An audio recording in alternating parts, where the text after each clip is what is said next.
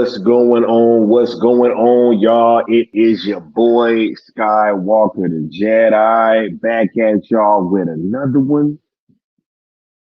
Y'all could be anywhere else in the world right now, but you're here with me rocking out, and I appreciate that. I appreciate y'all, and we're gonna rock out till the wheels fall off. You know what I'm saying? Salute to each and every one of you guys. Much love to Still Nation, the Cool Table family, the Mikey Verse, the Syndicate Network, all one family, one umbrella. You guys are amazing. Shouts out to each and every single one of you guys. Much love to everybody that's in the chat. catching it live, and as well as everybody that will be part of the replay crew. We do got the homies over at the Good Austin and Still Nation Sports Network. They will be going live talking sports and stuff pretty soon. I had to get this Rebel Moon spoiler stream in because I got some families and stuff to take care of. But yo, we all gonna rock out. Much love to all you guys. Thank y'all for being here. It's been a wonderful weekend, and I can't wait to have this conversation with you guys. Tapping in with who's in the chat. We got Charles Austin, the Spider Man, Grogu, right? The Creed is in the building. Sickness is in the building. Mama Bear Art Doll is in the building. South Cali guy is in the building. W Mir, much love. All y'all, all you guys been rocking out. It's been a wonderful weekend. We got the homie JT Savoy in the building. What's going on, JT? We got Taladia in here. Yeah, the Good Austin. Hey, shouts out to the Good Austin. The Cool Table family is in here. We got the homie El Necron with the $5 super chat early. Come on, bro. I appreciate you, bro. He says, appreciate you, Jedi, bro. I appreciate everything that you've done, man. This whole way. All you guys that have poured into this sale movement and have helped push this thing to the heights that it is at today, and all you guys that are also taking part in like hyping up Rebel Moon and making sure that people are watching it. And as you guys see, this shit's going number 1 like all over the world, yo. Last time I checked, it was number 1 in like over 16, 17 countries, I think. So man, we're gonna keep this train rolling. The Cool Table and the Syndicate Network has been such a crucial part in that, and I appreciate you too, bro. So much love. Thanks for rocking out, and thanks for the support, bro. Thanks for the support, man. Let me hit you up with this here drop real quick. Since it's the homie Necron, we got to get something evil in here, right?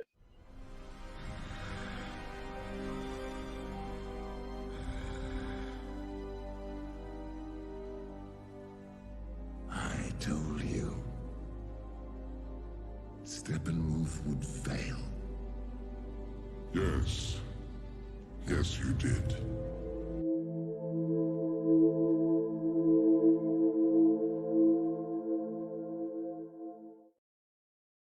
All right. Yes, yes, yes. Much love, much love. We got the homie Josh Herrera in the building. Yes, the mission is not over, right? The mission is not over at all. Much love, bro. We got A Pass in the building. What's good, A Pass? Hope you're having a wonderful day. Got W Mir watching it on repeat as we speak. Austin say that they only got 2 games and then they're gonna be back over here. Yo, that's what's up. That's what's up. Hold on, matter of fact, let me, because we're gonna talk about this film. Uh, as you guys know, I went into a lot of detail in that last stream, so I'm gonna do it a little bit different this time. Hold on, but first, let me get these, let me get these guys a minute, you know what I'm saying? Hold up, let me make sure I'm doing my due diligence with the homies.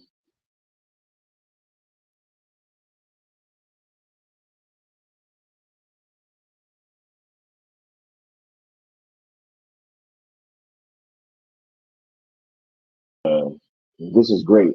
I'm super excited to talk about this film again and to go over spoilers with you guys. This is a dope movie. This is a dope movie. I've watched this so many times. I have no idea how many times I've watched this film, right? But we're gonna get into that. Let's get through these opening statements. As y'all know, we closing out 2023 pretty strong. Look, make sure you guys are liking the content, sharing it out, subscribing, all that stuff, trying to increase the bandwidth of not only the sale campaign, but about Rebel Moon just and Zack Snyder in general, right?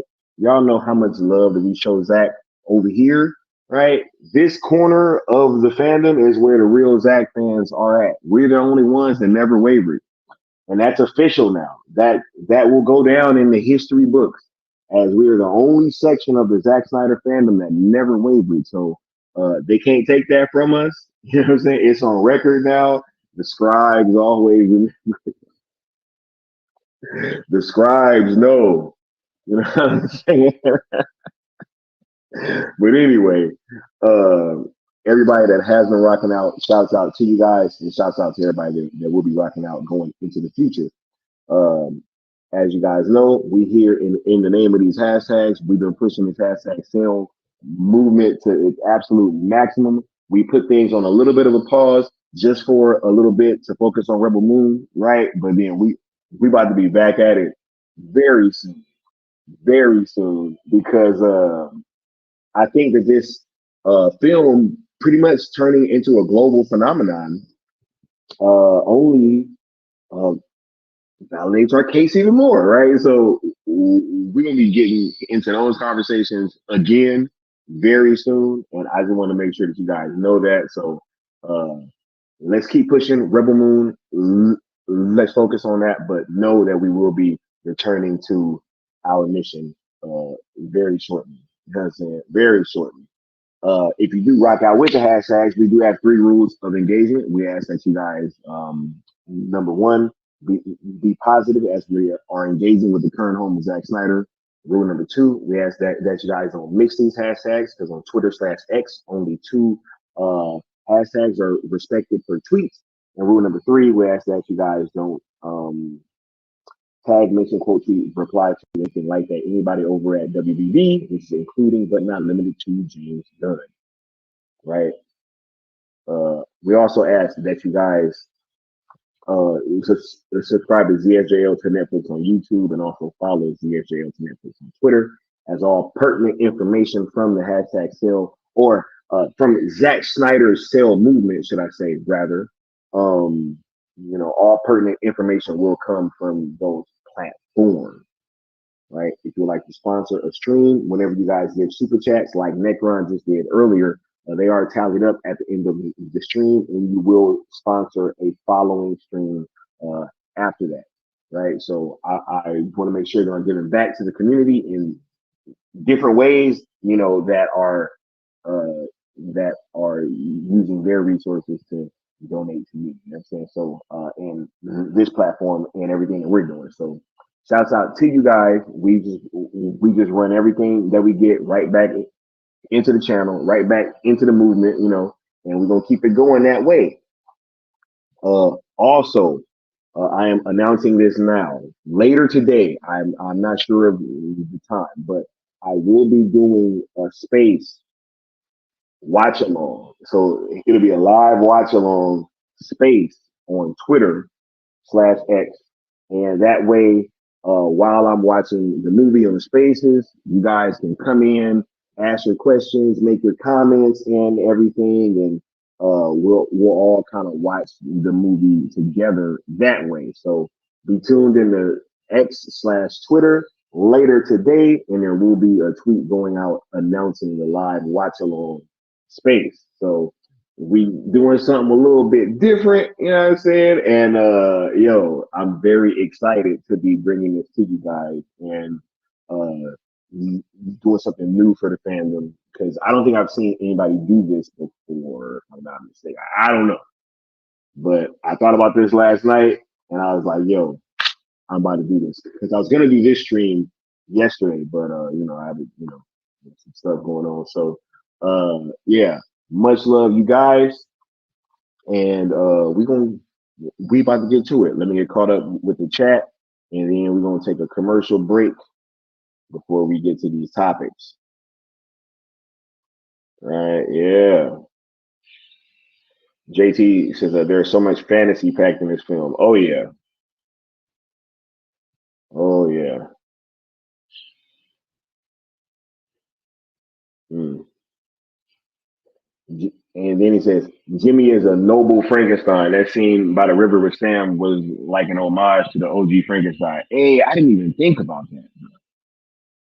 I didn't even think about that, bro. All right, that's actually a great point. We seem to win. Yes, we do a pass.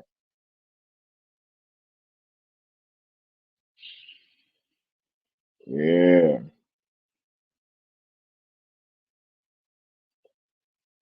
All right. Josh says, Rebel Moon gets better and better each time I see it. Me part two ASAP. Oh, most definitely. I've seen this film like an ungodly amount of times already because I was already at four before it even came out. I think now, if I'm being realistic,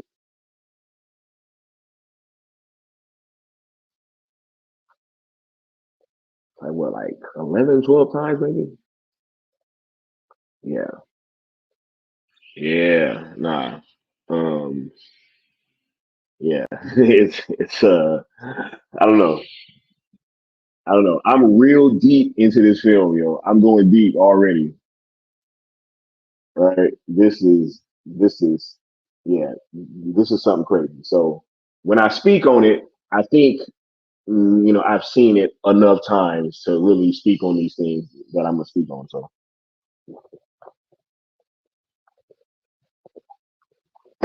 all right. And shout out to the homie Leon for leaving a few of those LaCroix out here. Right. South Cali guy says, this movie, this franchise, it cannot and will not be stopped. The children of the revolution have answered the call. For sure. For sure. Right. All right. Let's get to it. Let's tap in with the new guys and then we'll be right back. Right. Man, and they was talking about the old guys in this movie. What's going on, yo? Anyway, we're gonna tap in with the new guys and then we'll be right back with the start of the show.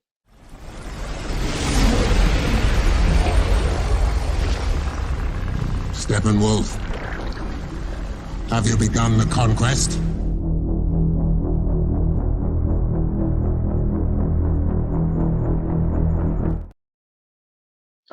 Yo, yo, yo. So this is you guys' warning.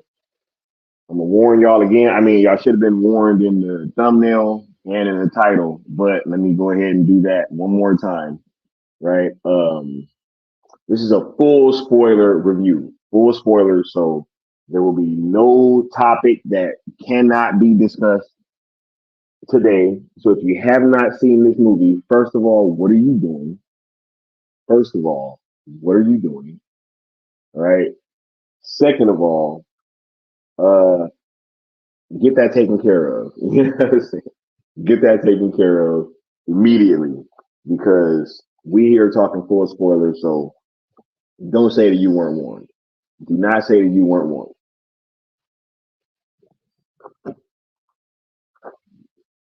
Man, this film has gotten better and better each time that I have watched it, just like the homie Josh just said.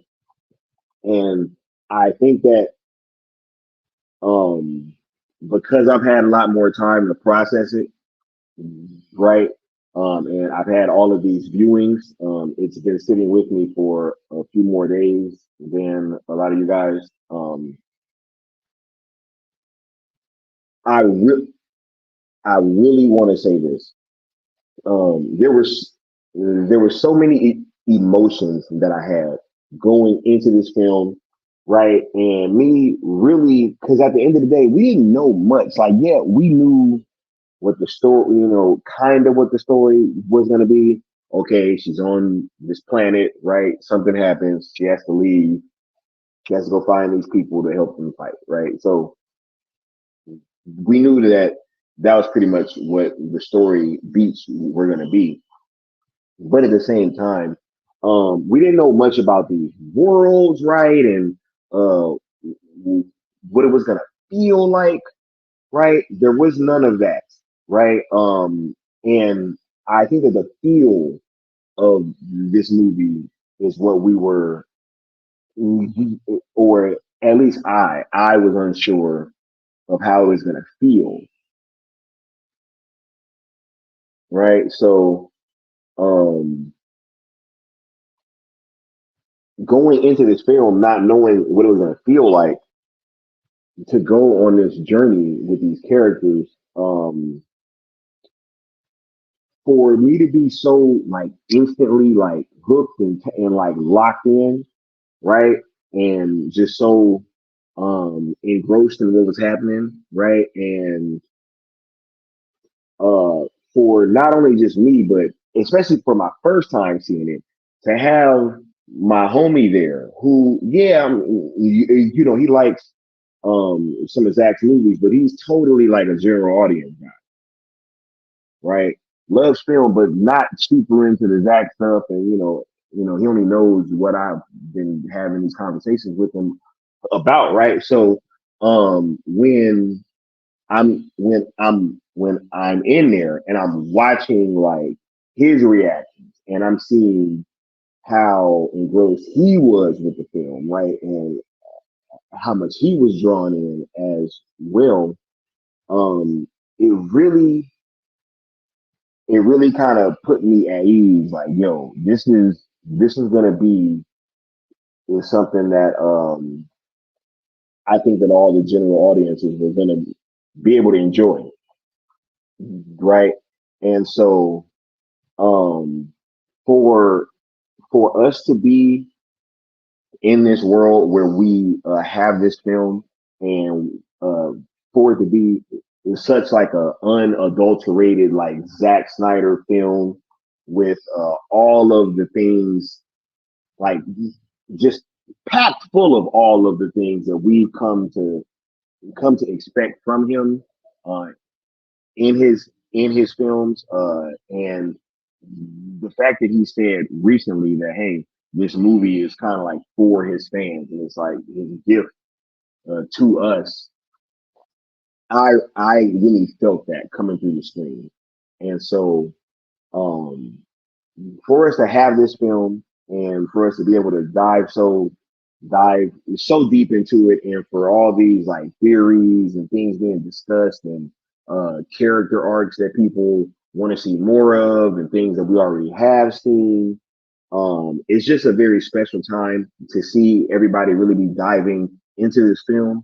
And the fact that it's going number one, like all around the world, it only goes to show that, Zack Snyder truly is a like his movies transcend um, a lot of these, they transcend whatever genre that he is currently working in, right? So when he was in the comic book movie genre, or whenever he does work in that arena, his work there transcends whatever else is going on from everybody else in that time period.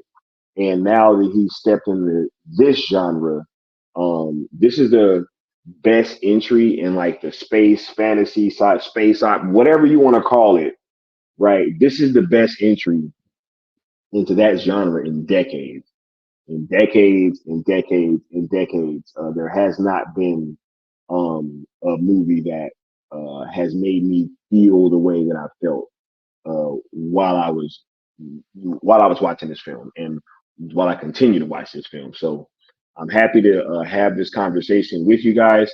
This time, we just gonna break it down act by act, and then you know we should talk about some of these characters and uh, their arcs and whatever happened with them in the film and what we uh, thought about them. Right? Hey, Josh said the Rebel Moon red carpet premiere hosted by Skywalker, the Jedi, and Stino. Oh yeah, yeah, right. Oh my goodness, great times, great times. Right. Oh, we got the homie Mark in here. He said, but it's a lifeless A New Hope, brother. If you want funny slash whimsical or something appeal to your younger self, go watch Star Wars. you want to grow up and like something mature, Rebel Moon, it is. Yo, shouts out to the homie Mark too. I, I met up with Mark at one of the screenings. Mark was dope, man. Shouts out to you. Thanks for coming up and saying what's up, because having those moments with you guys and having those moments with people that watch this pat this platform and support this platform, it's dope whenever I get to meet you guys in real life. So shout out to the homie Mark, for show, right? The Creed said the slow mo in the war flashback with Cora was such a activated, cool as fuck moment. He knows we love it so much. A love letter moment to us, among so many more, was grinning ear to ear. Not only with that part, right, but I thought that was Zach's like audition for Gears of War. That stuck out so much to me, and that was instantly what I felt when I was watching that part. I was like, yo, this is like some Gears of War shit. I was like, yo, this is what a Zach Gears movie would look like. Oh my God. With Marcus Phoenix and Dom, and oh my God. It don't get that's that's yo, they would like to call Zach the dude bro fucking director, right? And us the dude bro fans. That's some dude bro for that ass. You know what I'm saying? That's dude, bro. Gears of War. Oh my God. Shouts out to the homie Bat Dan. Right?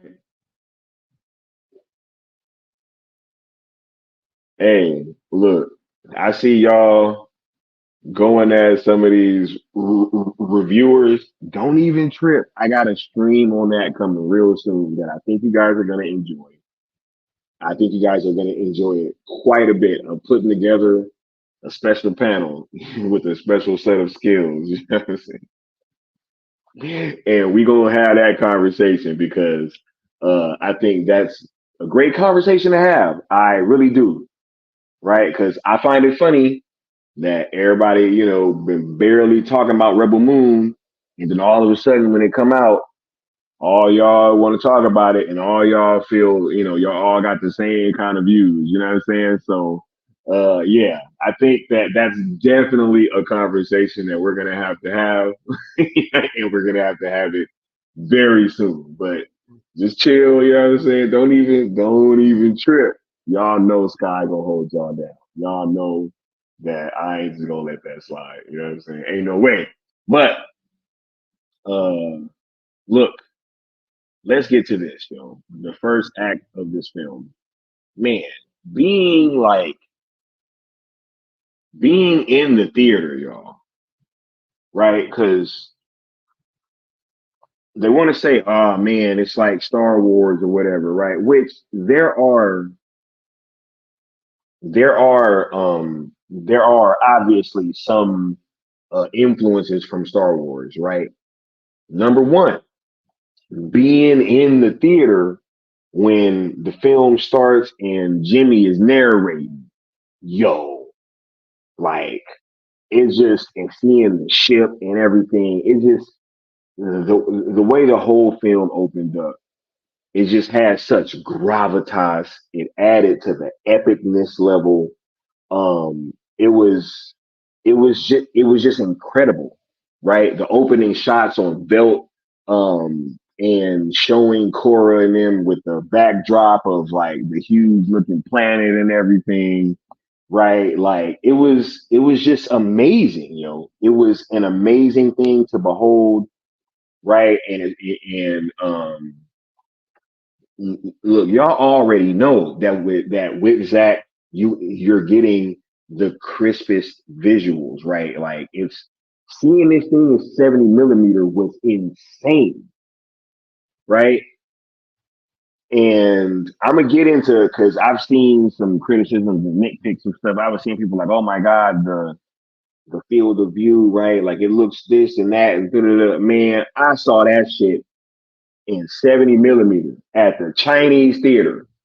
Wasn't nobody talking about, oh my God, the visual effects look bad. Wasn't nobody talking about that stuff. You know what I'm saying? Like this film, the visual effects were masterful. The design of the planets and of just felt and just the whole way that the world felt. You know, just in general, right? Not even just in the rural part that Cora and Sindri and Gunner and all them were in, but also at like the uh, city of Providence, which is the port city of Velt, right, where all the ships kind of leave and arrive from. So that that opening was so dope. And any kind of like homages to Star Wars, I guess, are in the first act for the most part, right? Because you get the cantina scene, which is not a cantina. I've I've been seeing people say that over and over again. They're calling it a bar and everything. It's not a bar. It was a brothel, clearly a brothel, right? You see the workers in there. You know what I'm saying? The guy makes the comment, "Everything's for sale in here," right? Like it was clearly a brothel. So, but aside from that, I didn't really get too many like homages to Star Wars or whatever. And people trying to say it was close, like it was just like a New Hope. I'm like, I don't understand that at all, right? I don't understand that at all. Uh-oh, we got a super chat from the homie W Mears, $5 saying update. It is number one in 60 plus countries, including Dominican Republic. Makes me proud to be Dominican. Yo, shouts out to the DR, right? It's also number one in America, right? So I'm proud to be an American right now. You know what I'm saying? Shouts out to every country that this movie is number one in. You guys should all be proud of your native land. You know what I'm saying? 100%. 100%. Lawlessness says they want us to lash out so they can call us toxic. Don't let them, right? Absolutely not. Absolutely not. But let me play this drop for the homie W Mirror because I think that is a bit of what's going on. But look, whenever y'all want to get mad or upset, you know what I'm saying? Just listen to what Zach said. Good stuff. Real quick, Zach. Shout out. Last question is, I want to ask you not about the legalities or like the probabilities or anything like that, but can you just speak to the resolve of your fan base that now that we're trying to get this thing sold to a third party? The fan base has consistently been amazing and consistently look, regardless of what I think, the fan base has their own ideas and they seem to win.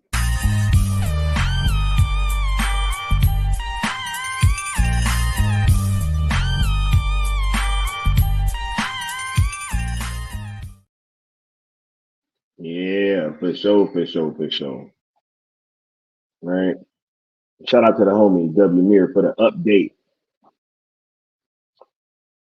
Douglas Murphy says my only issue with the film was I put it down to being 2 hour cut.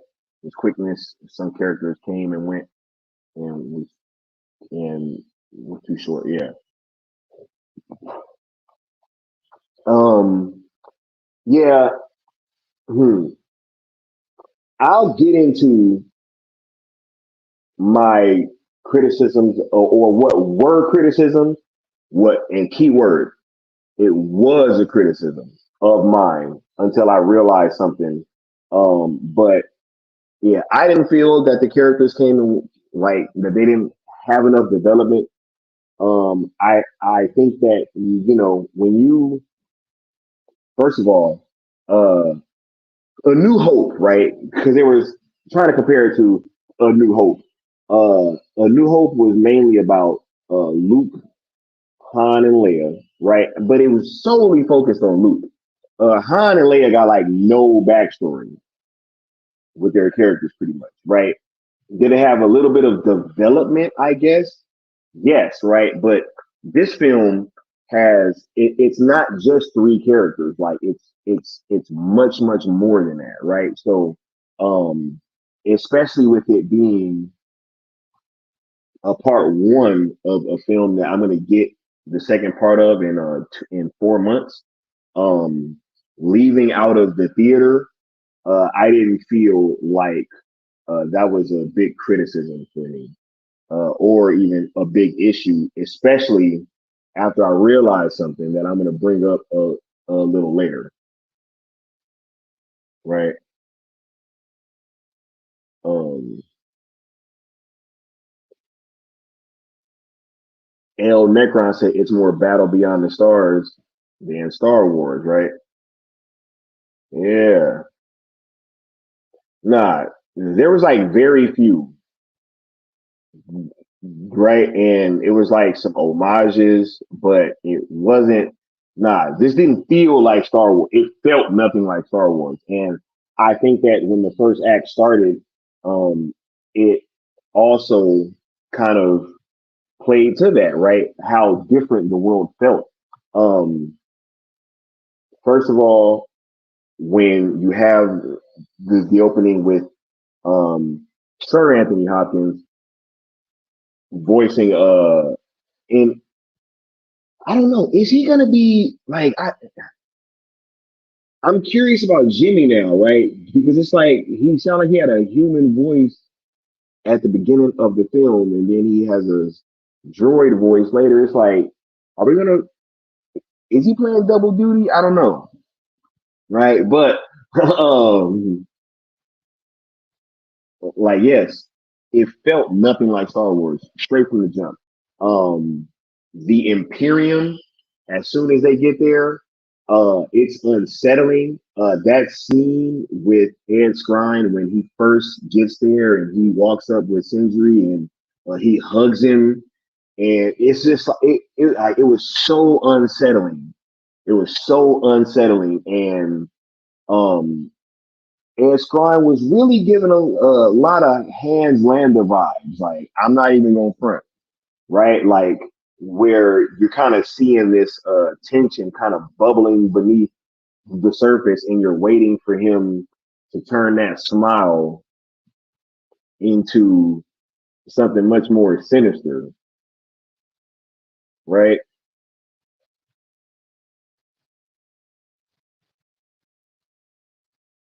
Yeah. Lawlessness said the critics hated A New Hope when it came out. Yeah, we ain't even gonna trip. We ain't even gonna trip because um we got something coming for that. He said if it feels like a classic western, it felt more like a western. Even the scene in the brothel, right? Like it seemed like a western. They literally had like the saloon doors, right? And, except they didn't swing open; they just opened up and closed, right? But they literally had the damn saloon doors. It was giving Western vibes with the score in that whole scene and the lead up to it, right?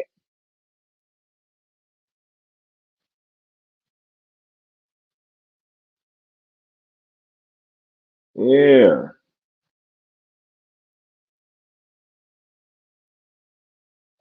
Magnificent the Seven Samurai. Yeah, it's definitely more the Seven Samurai than Star Wars. It's more Seven Samurai than anything. It's like Seven Samurai in space, right?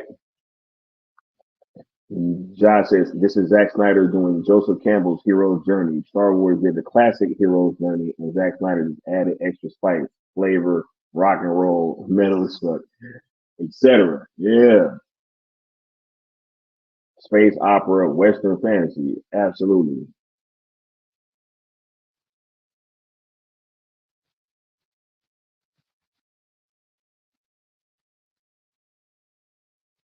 Yeah, yeah. I'm seeing this go around, Dennis. Hold off because I have a section for theories, and speculation. So we don't talk about that, right? Yeah. See, look, Rock Talk saying "Inglorious Bastards," right? Exactly,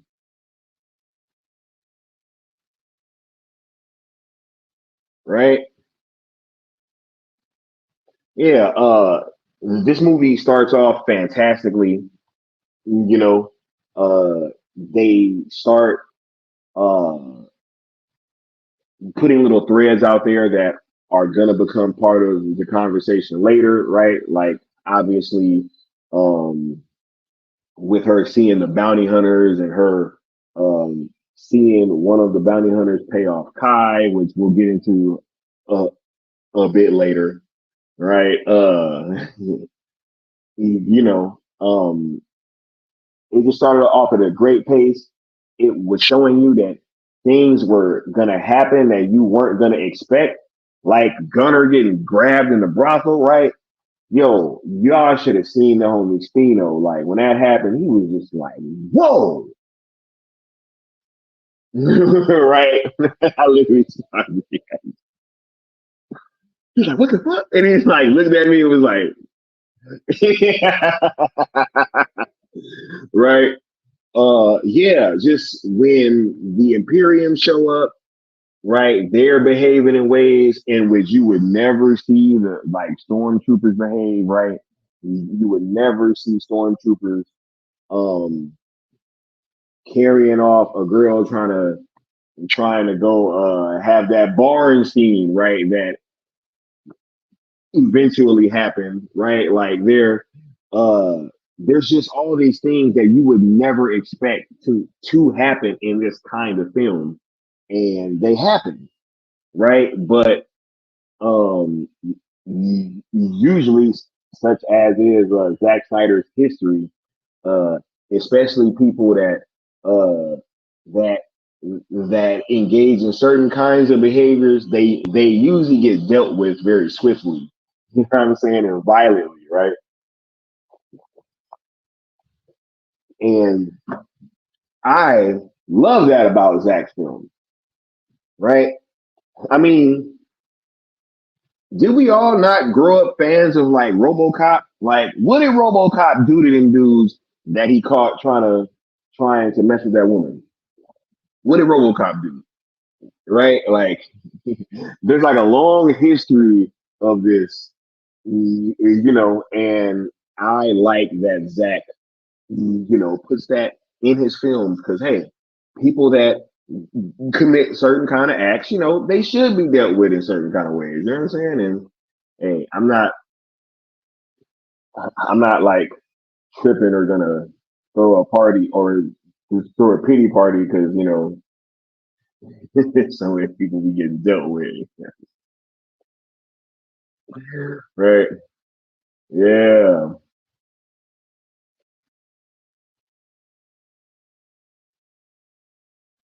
right.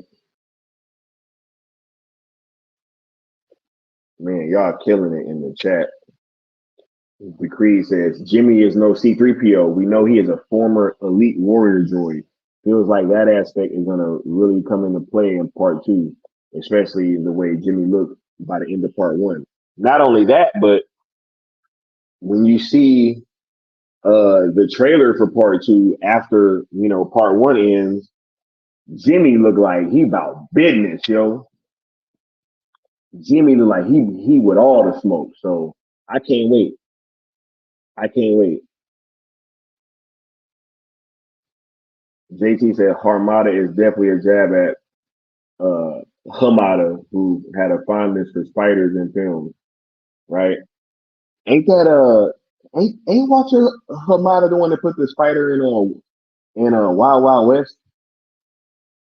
Nah, I'm just that'd be crazy, right? Rock Talk says, and I find the Mother World's forces much more sinister than the Empire forces. Yeah, right. They don't even get along with each other. You see them threatening to kill one another, right? So yeah, the Imperium is definitely much more sinister, much more formidable, from what I've seen so far. Much more. Rebel Moon is going crazy around the world. Currently, it's number 3 in India. Will soon be number 1. Yo, look, 60 plus countries, right? A fast. I gasped too at that part. I gotta admit, yo, I think we all did.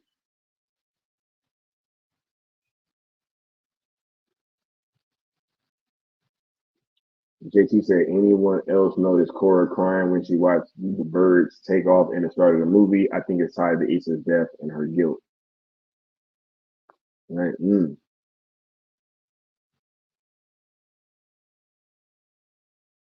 Right. He said, let's pray that Zach outdid himself by punishment of 2 incidents. Facts, yo. Yeah. Much love, A Pass. Thanks for stopping by. Right. Yeah, much love. Right. But yeah, this movie started off super dope. Everything on Velt was great. I was super enthralled. The CGI on Jimmy, right? Jimmy looked great, yo. This dude, oh, where's that picture at? Yeah, this dude right here. Uh, and that shot by the river where he's like rinsing himself off and everything. That's like some of the best looking CGI I've seen ever, man. Jimmy looks incredible. Speaking with DJ, right? This guy, Zach's visual effects supervisor for this film. Uh, he spoke to Jimmy being his favorite thing from this film and the thing that he was most excited for people to see. So I already kind of had that going into my head when this film started that Jimmy was going to be something dope, and I was not disappointed or let down at all. Right, but Cora and learning about her, right? Cora's whole backstory of the regent Balasari is taking her as a child and bringing her up as a child of war. Man, this was some great stuff, yo. This was some great stuff, and I really think that while they were crafting Cora's backstory and what it was going to look like, and what it was going to like, the training that she's going to have, just everything that went into putting together this character was great. Was great. Her fighting style was super realistic, right? Super realistic.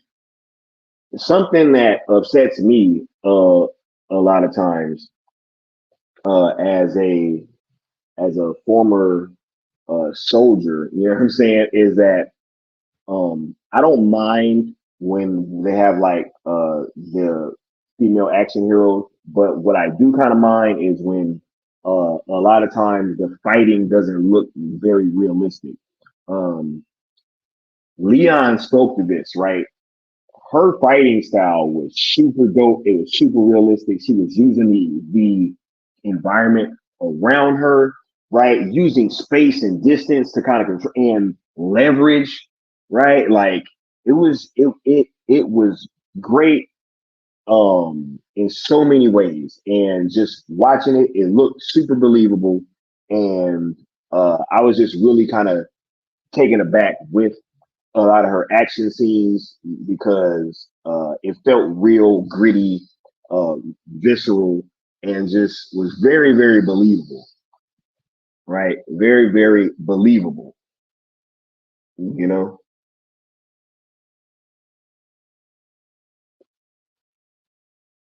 right?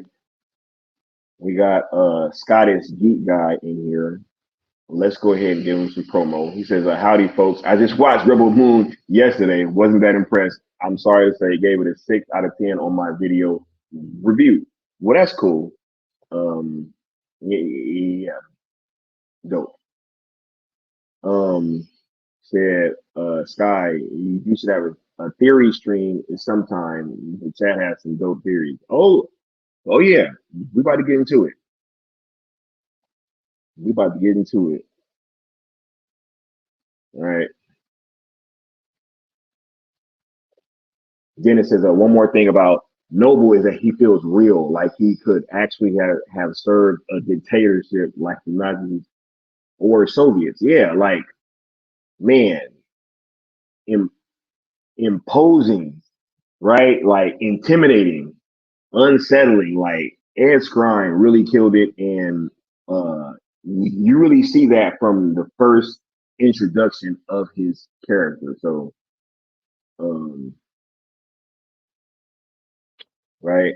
Lawlessness says, I'm a combat veteran, service and badass chicks. Oh yeah, right. And that's why it bothers me when the fighting doesn't look real, because I know what it looks like. Because I've seen, us be, what I'm saying, in training, and I've seen chicks do some crazy stuff with some dudes. You know what I'm saying? But it looks a certain way, and it usually just don't be, what I'm saying, like, how a lot of these movies be having it look. So in this aspect, with her using her environment and leverage and like distance and all that kind of stuff, it was just super dope. And the uh the way that they were choreographed was very, very realistic. So shouts out to them. Right. Dennis says Cora feels badass, but also human. Right. Yes. Very, very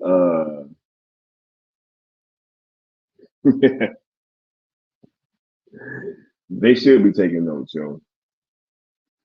Right. So yes. The first act for me was great.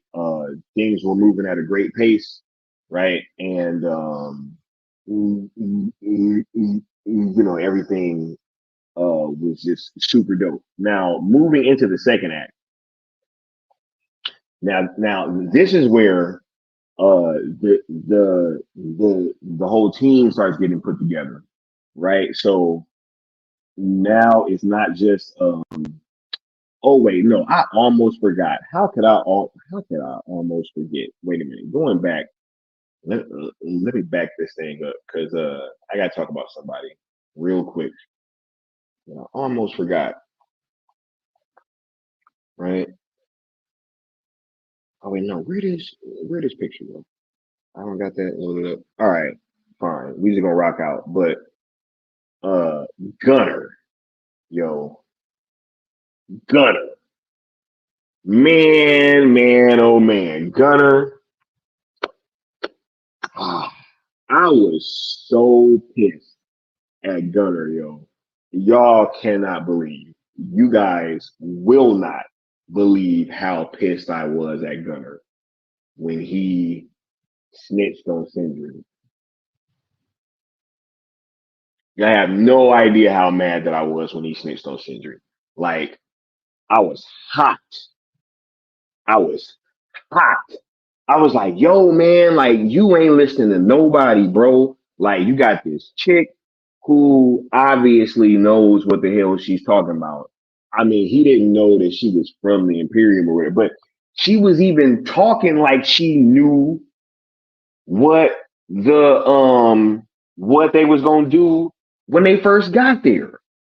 If I was Gunner, I'd have been like, yo, this chick kind of sound like she know what she's talking about a little bit, way too much.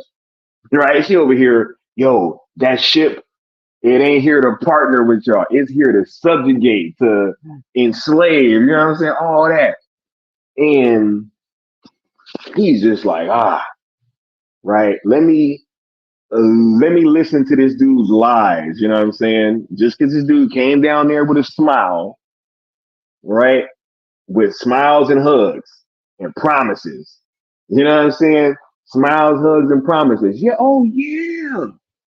Triple the market rate, right? Only what you can spare, right?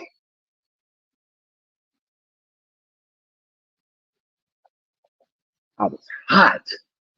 You know what I'm saying? But yo, I just had to I had to add that in because I was like visibly upset.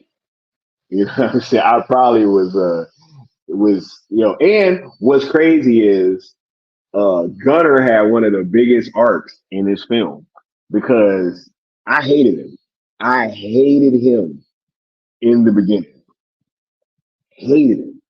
Right? I guess that's why subconsciously I forgot to put his picture up here. But shouts out to Michael or I think that's the name, Michael Husman, if I'm not mistaken.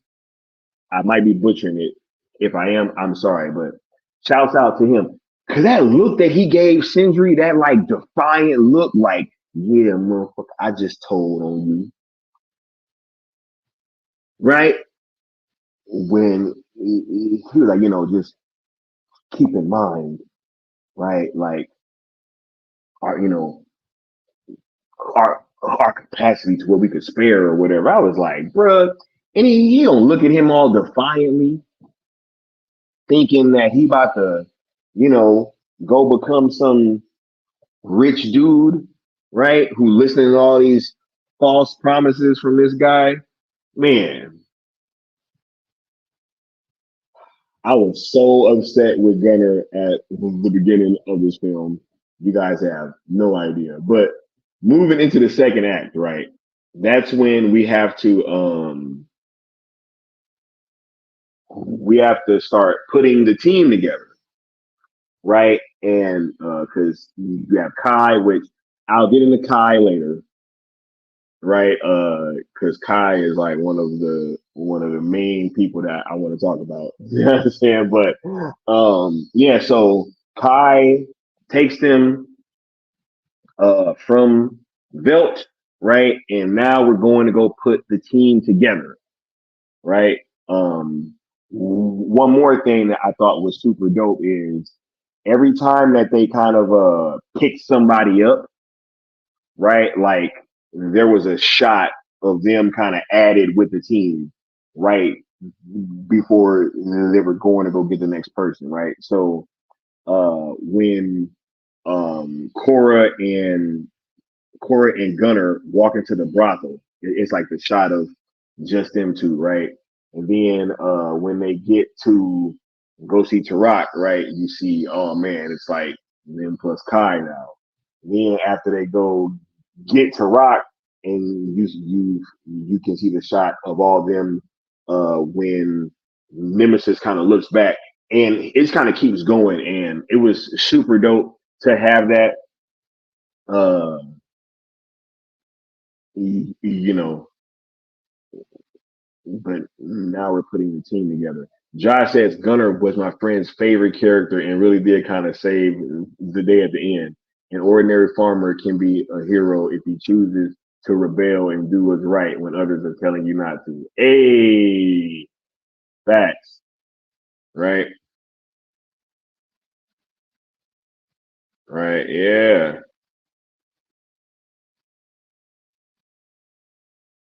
right. But yeah. So now we're putting the team together, and Gunner said, I mean, or not Gunner. Kai says that, yo, I know this guy. We're gonna go grab him, right? So they go pick up Tarak. You know what I'm saying? Man, this dude and that scene with the Bennu, right? The griffin looking creature. Oh my God, right? Not only does Staz play Tarak with like a certain, like, when you find out that he's royalty later, you're not surprised,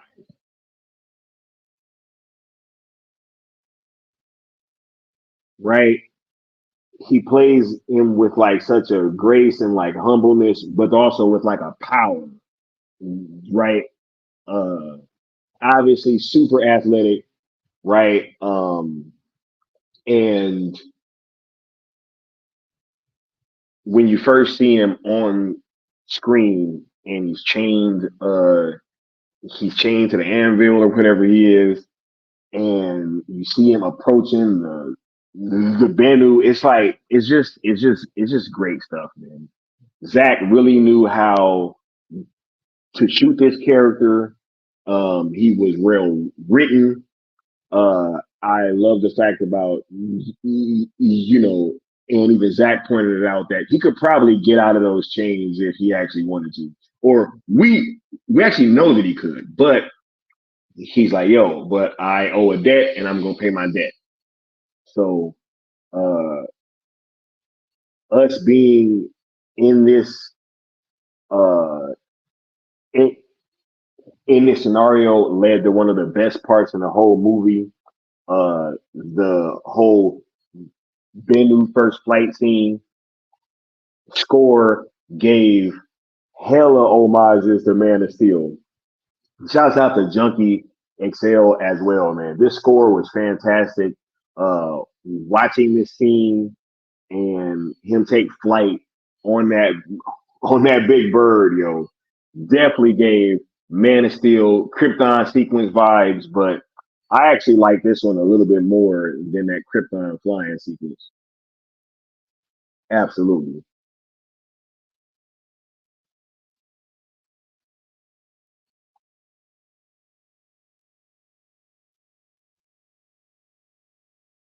Yeah.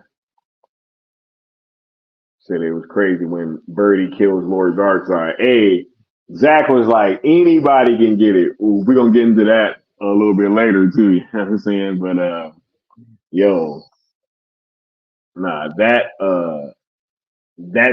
that scene was crazy. Mr. Wayne says that Griffin scene was amazing and beautiful at the same time. Absolutely. Right.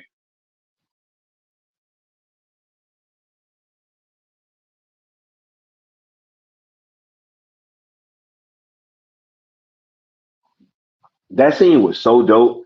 Like when the Bennu is trying to get Tarak off of its back and it's crashing into everything, but it's being unsuccessful in dislodging Tarak from his back, whatever, right? But like, uh, and there's that shot, and I was hinting at it before the film.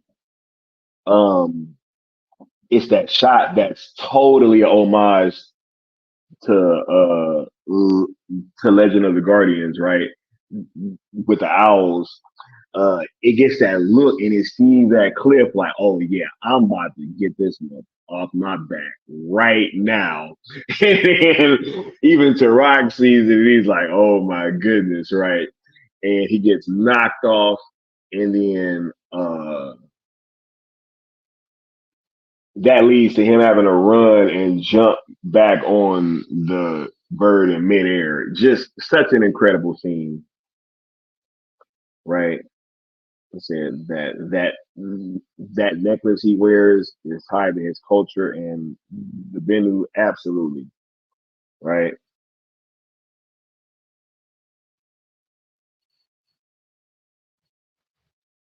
Yeah, yeah. See, Man of Steel. Yeah, it was super close to Man of Steel in that score, and it was fantastic,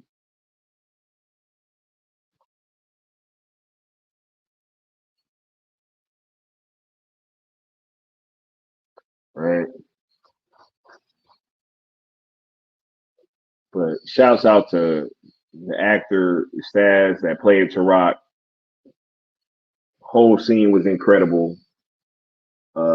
The whole introduction, seeing Ray Porter, right?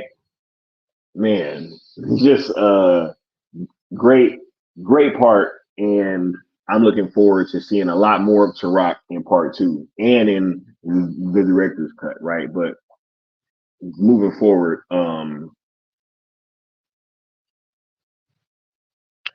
right?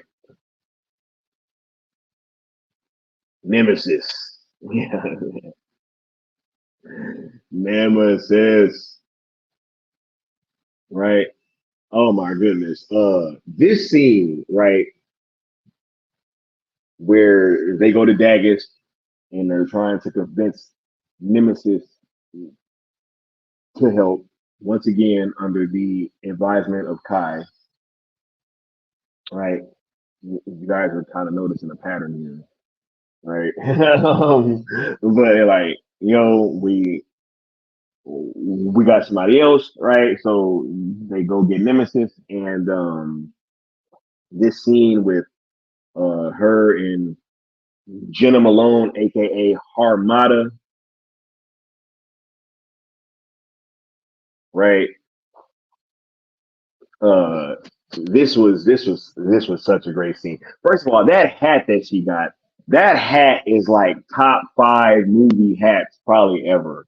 You know what I'm saying? I love that hat that she has on in the beginning of her scene before she gets into the fight. But just the look of Nemesis, the makeup, the sword, the arms, just the entire design of her character, and Duna Bay.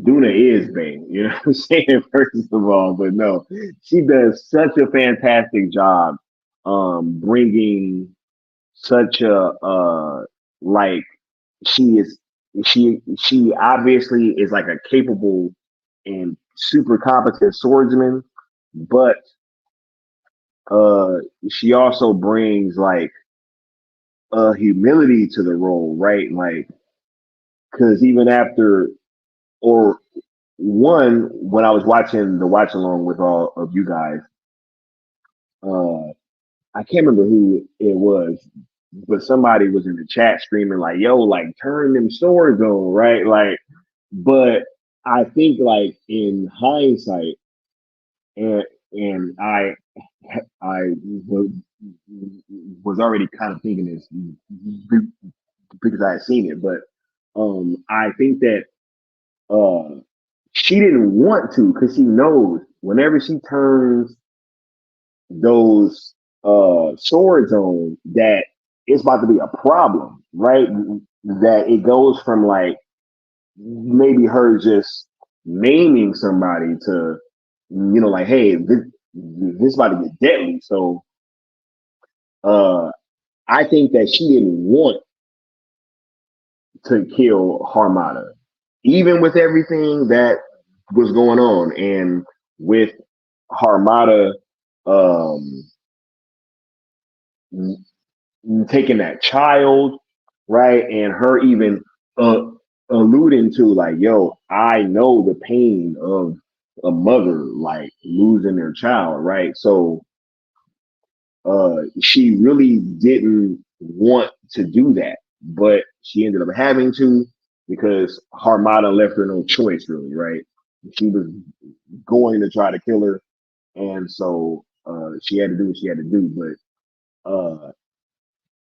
even after that, with her saying like, "Yo, there is no honor in this," and you know that could be any one of you guys. That could be any one of us laying down there, right? And that scene, it just really brought it back uh, in a way to a feeling that life is sacred, right? And so I was really impressed with her character, right? And Nemesis is definitely somebody that I'm looking forward to seeing a whole bunch of in part 2, and I know that we're probably gonna get her backstory in part 2, right? And I'm gonna go into that a little bit later, right? But that was super dope, right?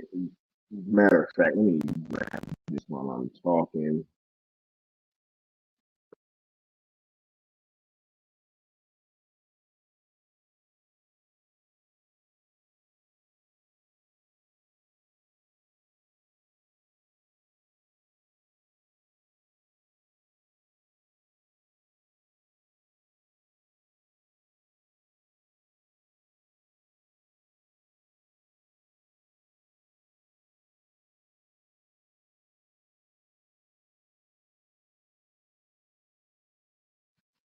Yeah, but nah, Nemesis was definitely one of the dopest characters, right? With this, everybody in this damn movie is dope. Like all these characters are dope, and you want more. You know, you get caught up with the comments before I move to the next.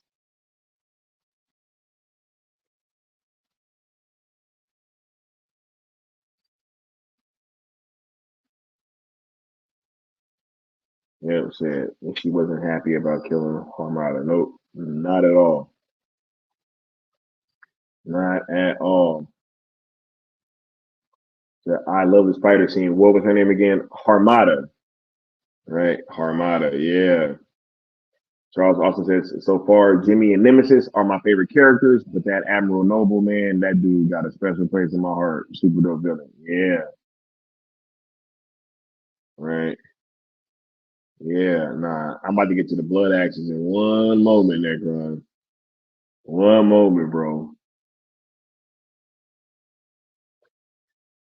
Future Tron said Korra is 1,000 times better character than Ring. Yeah. What's funny is I actually think because look, I wouldn't be shocked, yo. Korra, look, we know that Zach pitched this movie to them a while ago, before the sequel trilogy, right? Doesn't it kind of seem like they took Ray and Finn from Korra? Like they kind of took what Korra was and split it into two different characters. They gave her, oh, she's like the main character, obviously, and she's gonna be like super, super dope and all that. And then they took Finn with his past of being from the Empire and then switching over sides, right? It just kind of seems funny. And you hear about them doing stuff like that with these scripts, right? When you go back and you listen to Chris Wozniak when he was talking about how like they took his script and made it a young reboot and like explained it in all these different ways about how like they took certain things and split it into two different characters or combined other characters to make one character, right? And never know. You never know. But anyway, um, moving along, this dude, General Titus, right? Man, General Titus is who Cora was seeking in the first place, right? That is the first person that she wanted to go get, right? But um because of the recommendations from Kai, they went to go pick up all these other people, right? Once again, are you guys noticing a pattern here, right? But yeah, when they arrive to Pollux, right, to go find General Titus, you find him, right? I mean, look, we are expecting this general, who has commanded large legions and all this stuff, and they find him right drunk, passed out in a ditch, covered in dirt, living that gladiator life on Pollux, right? and he really is not rocking with the whole idea of him even being a general anymore. Like Cora keeps calling him that. He's like, "Yo, I'm not. I am no general." And she does it again, and he's like, "I have no rank, no privilege." Right? Which, if you serve, that's like such a cold line because that's something that would actually come from like a former officer's mouth. He's like, "I have no rank, no privilege." Right? Um, I am beyond redemption. Right? And he was in tremendous shape for this role. Jaimon Hansu played him with such a presence, and even just in this theme alone, you get the sense that this guy is strong, right? But he just kind of fell upon hard times and needs something to fight for, right? And now that he has something to fight for, once again, uh, he's really like brought back into the fold, and he cleans up, and he like comes back with the new goatee, all that stuff, right? It's just super dope. I cannot wait to see more of General Titus and to see exactly what he is capable of, right? Because he is about to be probably leading the revolt with the people on Belt, right? And that is why Cora was searching after him so hardly, right? So much love to Jaimon Hansu for his portrayal of Titus. Can't wait to see more, and I'm really looking forward to seeing that director's cut too, right? Because a few more of these scenes are probably a bit longer, and we may get a lot more dialogue as well. So can't wait to see. Um, yo, super super dope, right? Uh, Next, I want to talk about the blood axes, right? First, Deborah Blood Axe, man. She is not in this film a whole lot, but you really pick up on the dichotomy between her and her brother Darian. Uh, she seems to be like the brains of the operation, pretty much, while while Darian is the soul of the operation, right? Um, it was super dope seeing uh her and her interactions with Darian and with the rest of the the rebel crew that they've kind of amassed, right? And yes, this woman is not only very beautiful, but also seems very capable and formidable as well in her own right. I cannot wait until part two comes out. I'm sure she's going to have a much bigger role. And also with the House of Blood Axe prequel comic that is going to be coming as well. I can't wait to delve into that too. So uh, Deborah Blood Axe, definitely, definitely an intriguing character, and can't wait to delve into her backstory quite a bit more. Right now, we got to talk about Darian. Right, Darian Blood Axe. Oh my God. Right. This dude, Ray Fisher, is such a great actor, man. I feel like you know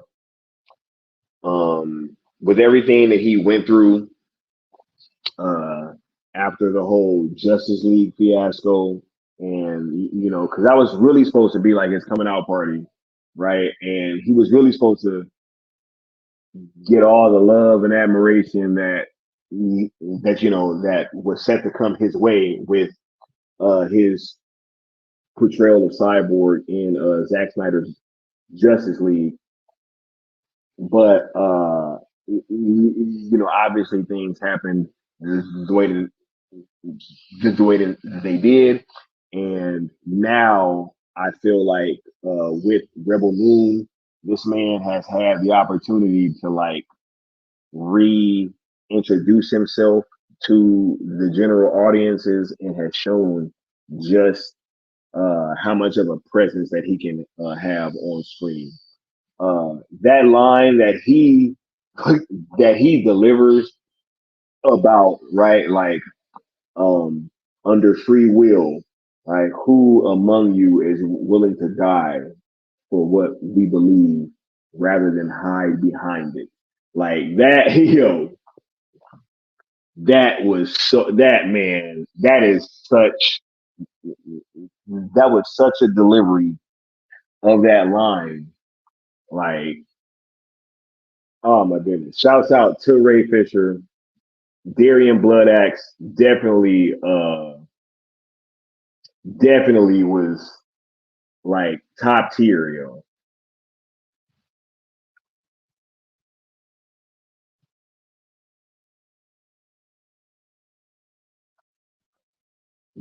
JT said, did Darian get shot in the shoulder as he was charging to the crane? Not sure if he took 2 or 3 flags. No, he took 3.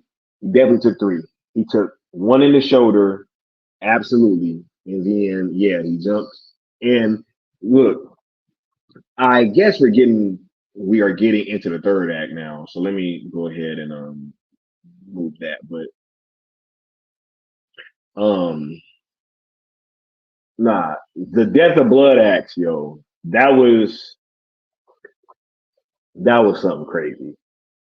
That was something crazy, right? And I just it just really showed us that no one is off limits in this universe for sure, right? But uh I want to say shouts out to Ray. Blood Axe was definitely uh a character that ate up every scene that he was in, and definitely provided the audience with a emotional moment at the end of this film, right?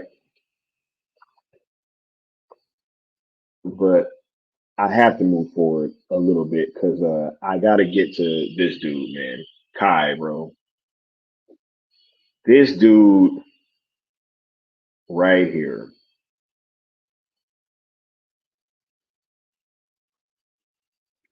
This dude, Kai, yo. Look, um,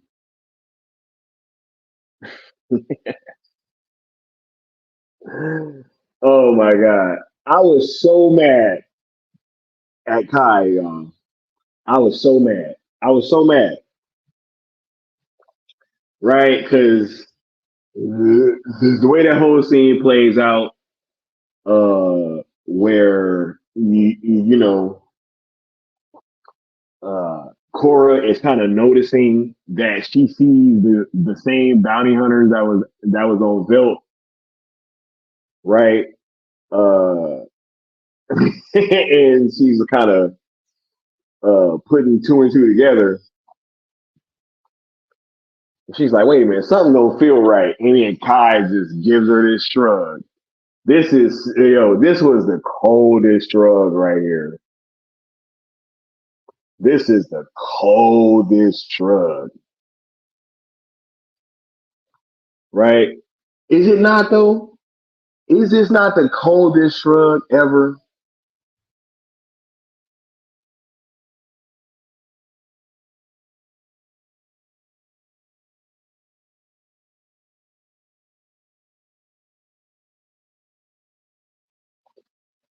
Lawlessness said she got a feeling when he was not worried about the money. Nah, no. The signs were all there. The signs that this dude was fishy was there from the beginning of the film. 100%.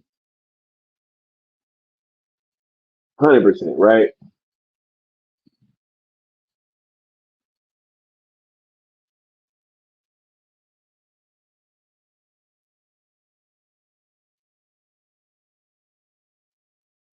Right.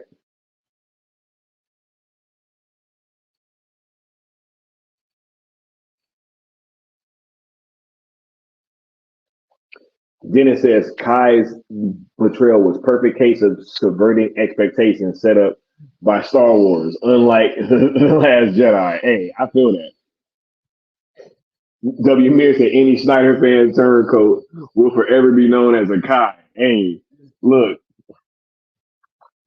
look, I ain't even gonna front, yo. I ain't even gonna front. Like when I was hearing these accents, you know what I'm saying? Never mind. But yeah, nah, this said apparently Charlie Hunnam said that Kai mentions twin brother in the Snyder cut of Rebel. Oh my god, right? Yeah, the signs were there, but your expectation for this type of character blinded us to it. Oh, absolutely. Drop off cargo and don't look in the boxes with a big giveaway. Hey, nah. Look, I'm about to get to all that,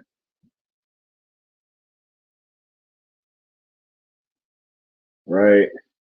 The interaction Kai and Cora had showed how she had changed since her desertion. She was just a tick slow to catching on. Yeah,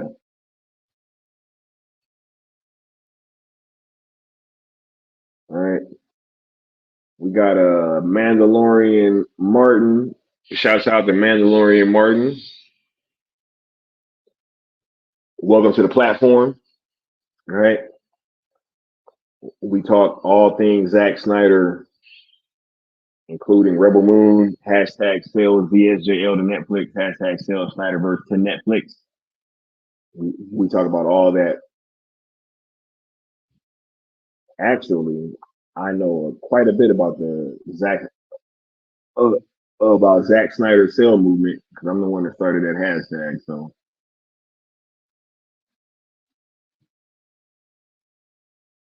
shit, on the rewatch, Kai was definitely on some bull. Oh yeah, yeah. Cora and Gunner saw the box when they first arrived in Providence, right? And then Mandalorian Martin says, "Can we be honest? People are tired of female leads. Uh, I'm not.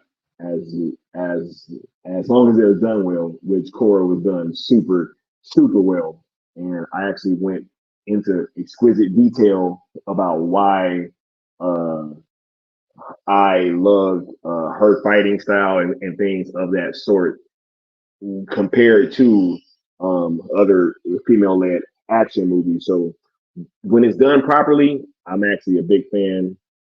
It doesn't matter. Uh, I doubt when anybody walked out of Aliens that they said, "Oh man, that movie would have been better if it had a male lead in it." Right? I highly doubt that, and and I feel the same way about this movie. Cora was super dope, super competent, super formidable, and yeah, I can't wait to see more. But back to Kai, right?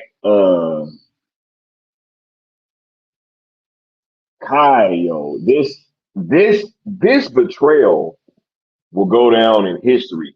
And I say that because one, all the signs were there and we just wasn't looking. But not only that, um, not only that, but it made sense for the sense of the story, right? And That's what I've been getting at this whole time. When I saw this film, uh,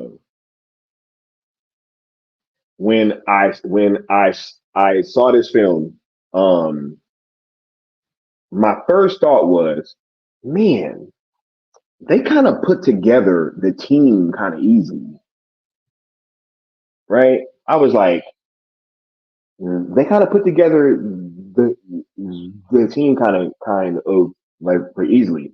And I was thinking that as it's going along, right? And then you get to the end, and then there's the reveal, and then you figure out that they were putting together the team easily because it was Kai's idea. Like all these other stops were Kai's idea. You go back and watch the film, right? Um, every time, like yo, she says, "Let's go get General Titus." He's like, "Oh, I know this other guy, right?" And she's like, "All right, cool." And then when they're leaving from getting to Rock, she goes, "Oh, well, is there anybody else that you can kind of think of?" And he's like, "Oh, yeah, yeah, yeah, yeah. I got somebody else for you." Right. So he goes and they go get Nemesis, right? And then they go get General Titus. But they're literally collecting these bounties that cause he's sitting there putting it all together. He's like, yo, I could probably never go get these people on my own, right? But using this chick and her cause, I can go round them all up. You know what I'm saying? And then once I got them rounded all up, and uh, it's time to go, uh, like actually go to Belt now. Oh, I just got this one more stop that I got to make, right? I just got one more stop, right? And me being the person that kind of came up with the sale hashtag, and then with Leon and I personally kind of shepherding this thing. What's been funny is that before we used to always kind of have um outside voices that was trying to get us to do other things, right? They was always trying to get us to do other things, right? Like, hey, let's do this. And it was like, oh no, no, no, no. But hey, why don't we do this though? Right? Like I I know that y'all want to do this and this is the vision, but why don't we sneak over here and just do a little bit of this? And it's like, nah, right? So it was just crazy to see that play out and to see like what happens when you have a goal and then somebody is consistently like trying to you know to get you to go against what your initial goal was. And then so it's like, yo, it worked out a few times, right? But then it was that last time, and he's like, oh yeah, like um now I got this one last stop to make, and then that's when it was the final stop, right? That was the final stop, right?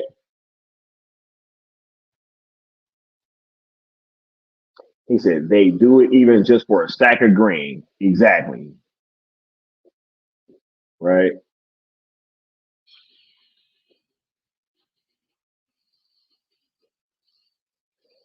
Money Train says, I was mad, but I wasn't when Kai betrayed the gang. Kai seen his world destroyed.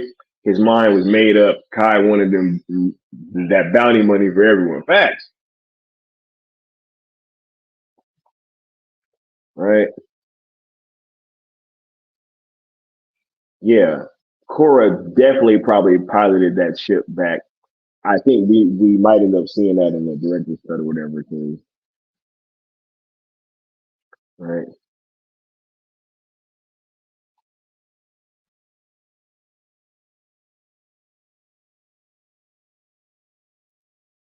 the Spider-Man says, technically Kai never lied about anything. Nope, he didn't. He was like, yo, I'm not a bounty hunter. I'm an opportunist. You know what I'm saying? And he was. This dude, when he said, I don't even care about how much money y'all gonna give me. He just said that he was an opportunist. I mean, an opportunist, and then turned around and said, I don't care about how much money that y'all gonna give me. Come on now. Yep.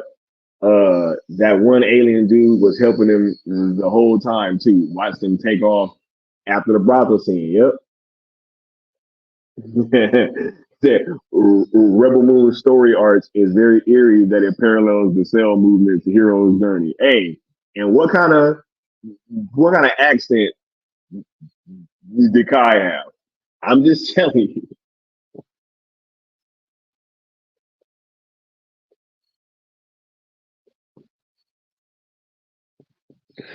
Oh my god. Anyway, I'm just saying.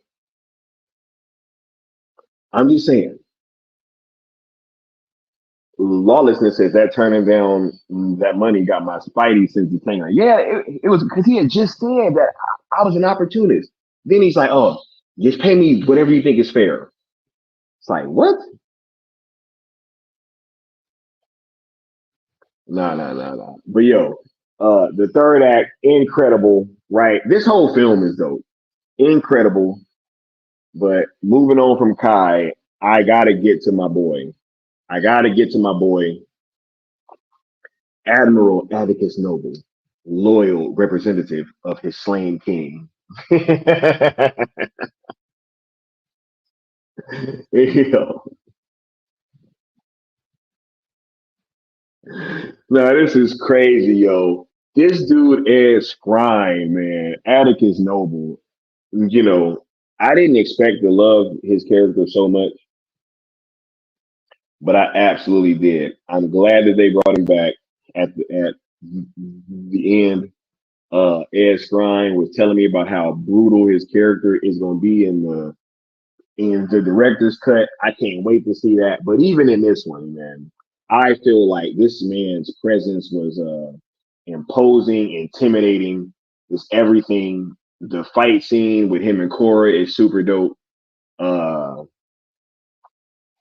and just, man, I cannot say enough about this man's performance. Ed Skrein was definitely my favorite character. He said Francis came to play, right? Yeah.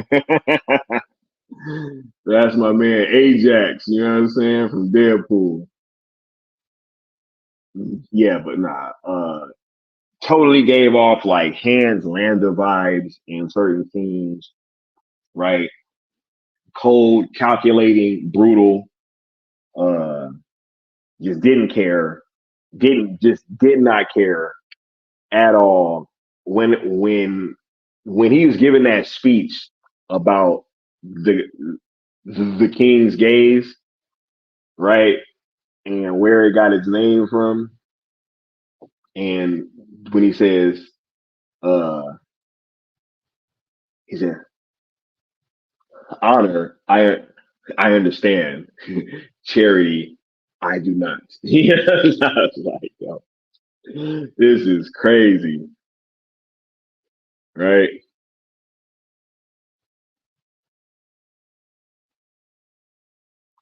Said Admiral Noble, you the truth. Facts. Admiral Atticus Noble, loyal representative of his slain king. Right? I was like, bruh.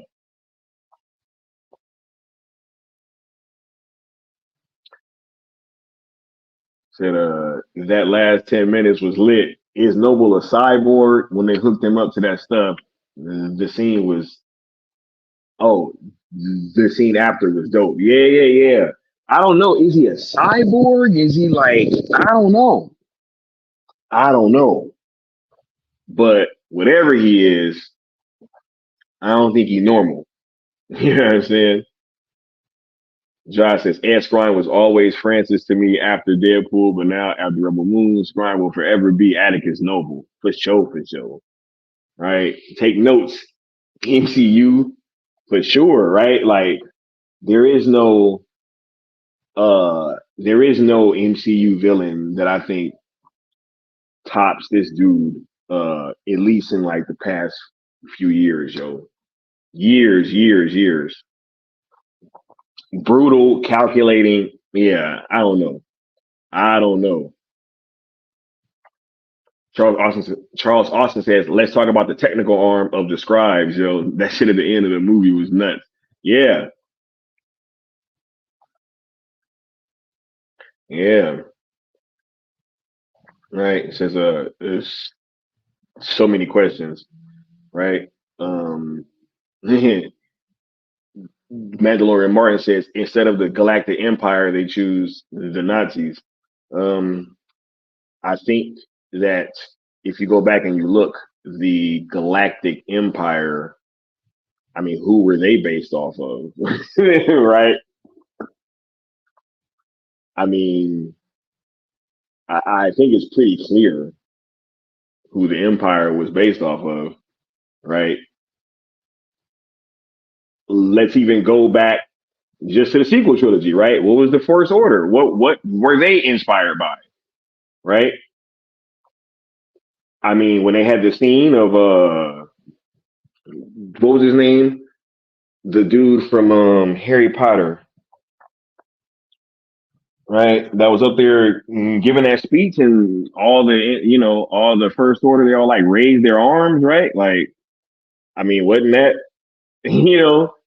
I mean, I think it's kind of been a common trope in a lot of these movies, right?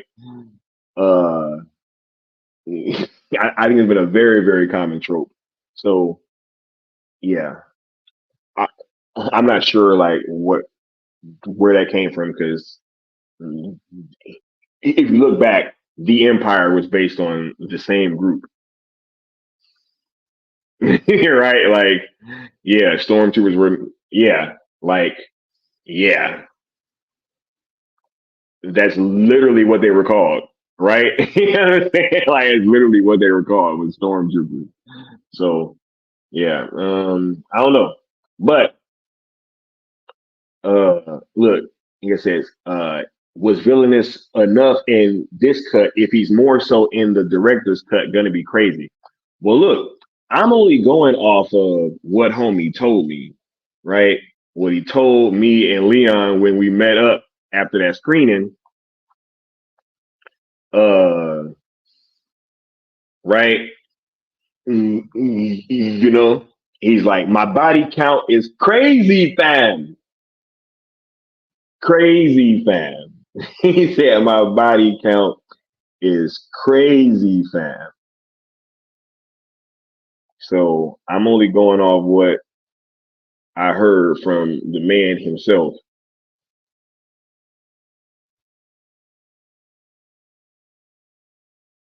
That ending was so dope. That wild method of communicating with the region. Yeah, yeah. It says I have to be honest. So it's like Game of Thrones mixed with Star Wars. So you didn't get like no Seven Samurai vibes at all, right? We didn't get like no, you know what I'm saying, like no Western vibes. I mean, I didn't really watch Game of Thrones. I don't know how many Western influences that film had, right? But or that series might have had, but I felt a lot more, uh, you know, uh, especially Seven Samurai. I felt more Seven Samurai than anything else, honestly, right? I felt way more Seven Samurai than anything else, right? Yeah,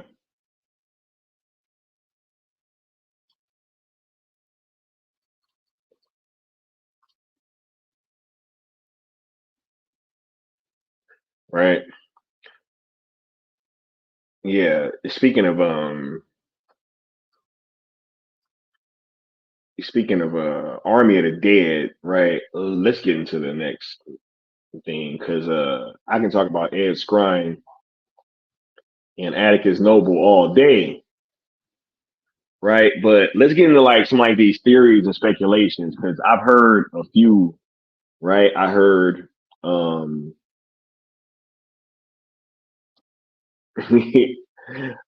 I've heard a few, and I have some theories and stuff too that I'm gonna talk about, but uh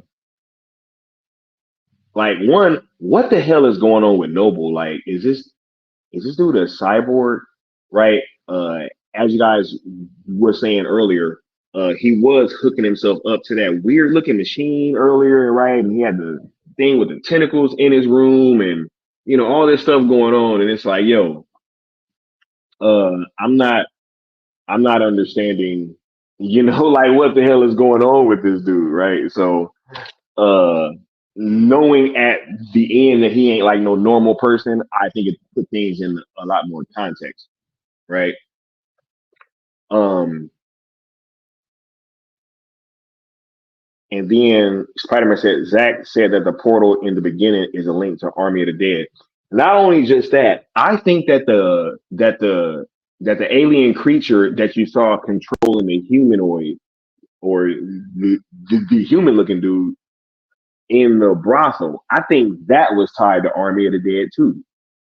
Because the whole blue stuff and the blueness of it and everything that was emanating blue from it, right? And while he was controlling it and talking through him, it looked like one of those zombies from Army of the Dead almost, right? So I think maybe that's where the alpha came from.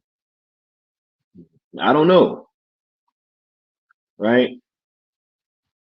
Let's talk about this one. The Sam could be Issa because this is a popular one, right? I don't think Sam is Issa. And I'm gonna give y'all a couple reasons why. But I do see where the theory comes from. They both have the same color hair, and their eyes are kind of similar too. So it's it's not that I don't see it, but I have a few problems with this theory. Right? One, I think that uh Cora would not have just left Sam in that village if she knew that Sam was there. Right? When Sam is is getting taken off to the barn or the farmhouse or whatever, um, Cora kind of has to like double take before she decides to go save her. I don't think she would have done that if that was Sam, right? But also, um, not only just that, I think the age gap between uh Sam and and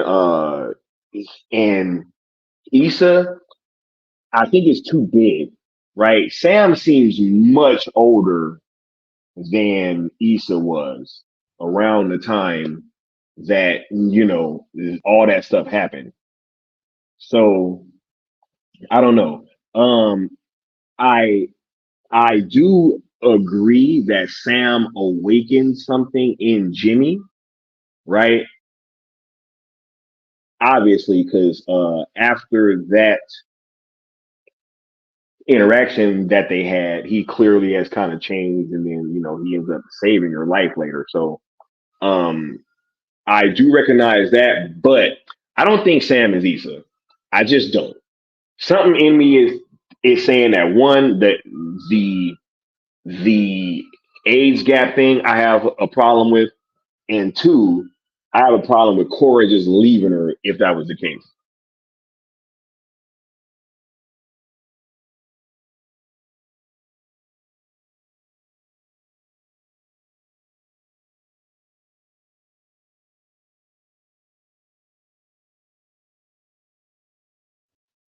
Right?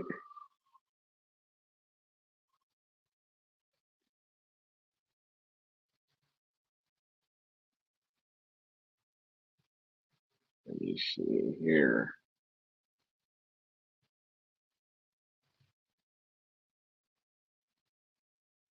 It's saying Zach said that the portal in the beginning is a link to Army of the Dead. Hey, we gonna see. Said you saw in the opening scene that Earth's solar system is where the dreadnought was warping out of. I actually didn't see that. I actually did not see that. Right?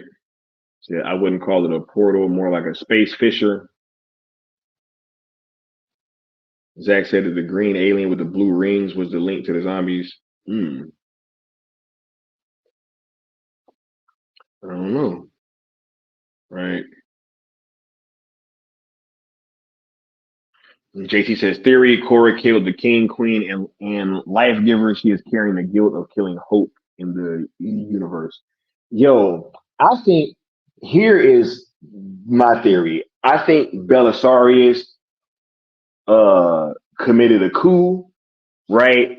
And blamed it on Cora. That's why Cora was probably on the run and why she's so wanted. She probably got blamed for killing the king, queen, and the life giver, right? When it was probably Regent Belisarius who then blamed it on her and then used that to take the throne, which is why he probably wants her back to have her executed because she's probably the only one that really knows, right? But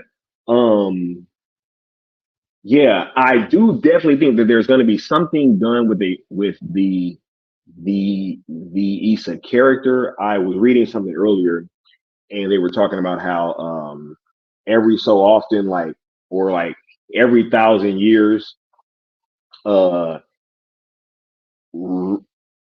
the princess kind of gets reincarnated because the family bloodline just kind of goes off the wall and they become too controlling, and she always has to come back to kind of bring hope and balance back, right? So I think that there's definitely going to be there's, some, there's something more with the Issa character, but I just don't know. I just don't know. I just don't know. She could be, right? Could there be more villains coming in the next part? I definitely think uh that you're gonna get the Imperium showing up, right? I'm not sure about any more main villains, maybe.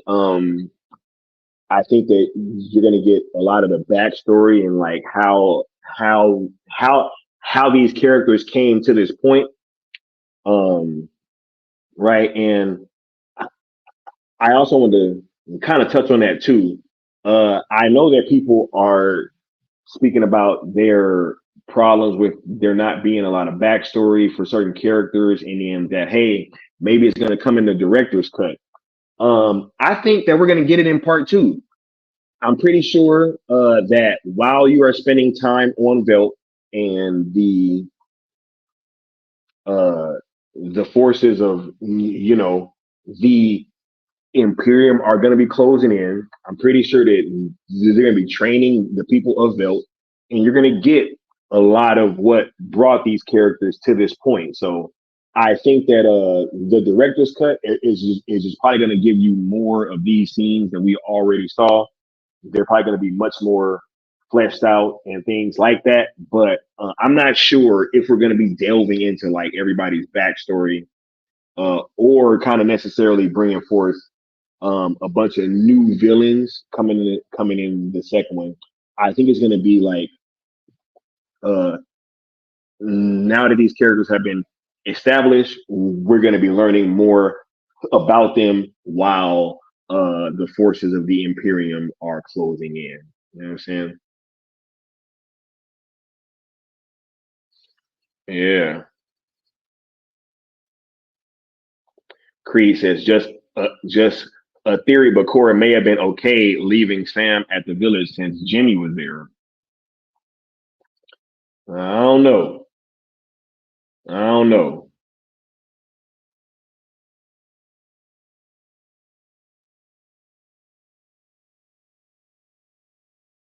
Um,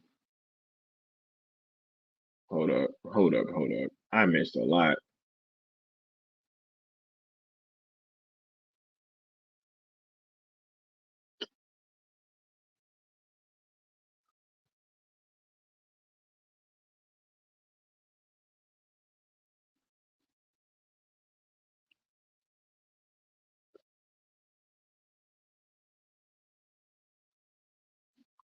Right. Oh my God. I ain't I ain't even noticed that they got the same haircut. Right. Spider-Man says, Sky, do you think the Imperium is harnessing Issa's abilities to revive their own members? Yo,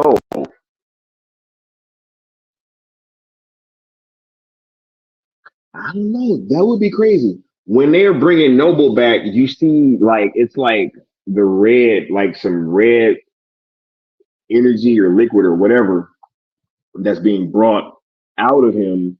And then there's like blue stuff being pumped into him. So I don't know what that means. Right. But, yo, I don't know. Right. Um, Dennis says, I felt she was too young until I realized that we don't know how long it has been. Yeah, no, I totally I totally get that. I'm saying that one, she had only been on Velt for like a couple of seasons, right? But I just mean like the age difference. I don't think that when they show young Issa, right, and then you see Sam, Cora doesn't look like that much older. I mean, she looks older, obviously, but she don't look that much older. She don't look that much older. So I just mean, even if like they're, I'm just going off of when they showed Issa to when we see Sam. Uh she the age gap just didn't seem to be that you know great. Now maybe it is a reincarnation thing because they said, hey, that it's like every 1,000 years she gets reincarnated into the family, but this is the first time that the family bloodline has been severed like forever. So maybe, right?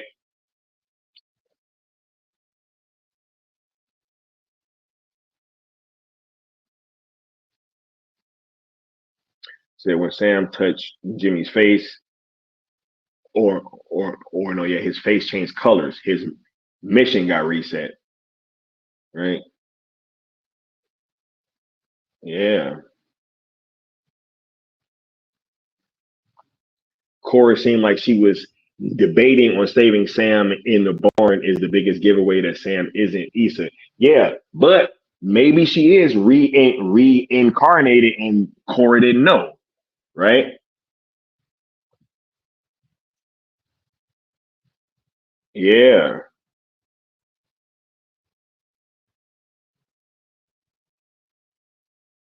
So I agree. Cora is a scapegoat, but I think she was used as a scapegoat because she fled with Issa. Okay, I understand that. Yeah. And then Necron says, yeah, Jimmy's primary mission is to protect the king. If the daughter is the only one left, he would protect her now. Another good point, which is why he shot the commander. Um, what happened to the soldier who protected her in the village? I'm pretty sure that we're going to find out in part two because I know he stayed. I I think that they showed him in the trailer, if I'm not mistaken, for part two. Right?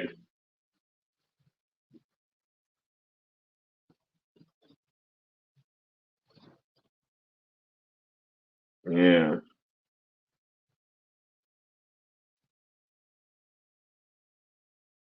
I'm calling it. Sam about to bring Cora back in film two. Jimmy wouldn't shoot that guy if he didn't have to protect his mission. His mission is back.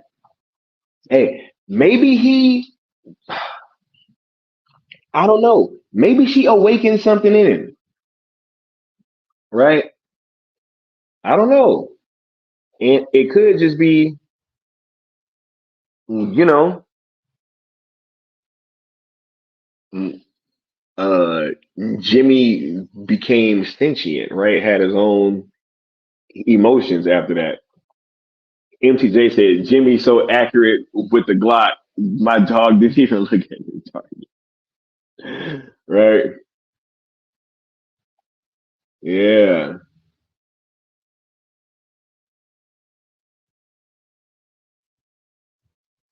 Said, I think there will be a romance between the deserting private and Sam, but the private will die in the battle in part two. Then Sam will resurrect him, therefore revealing her identity as Issa. Yo, that would be crazy, right? The romance might be in the R cut, but that's a good theory. Yeah, they're definitely, when his name is Private Eris. When Private Eris is walking by, he definitely gave Sam that look, and he put his life on the line trying to save her, right? So there's definitely probably something there,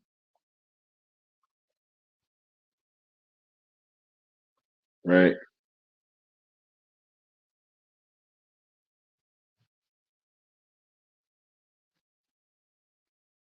Yep, Cora was found in the crash ship alone 2 years before we are introduced to her. That is revealed when she is talking to the old man in their quarters. Yep. Yeah.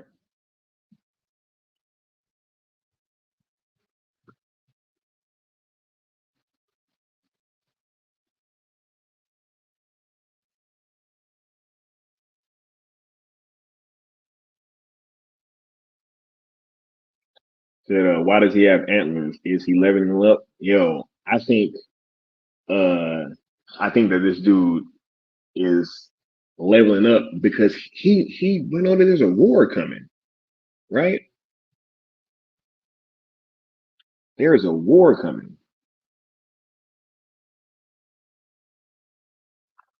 They never say she was alone. Doesn't he say, when I found you alone in that ship, right? I thought that he said that.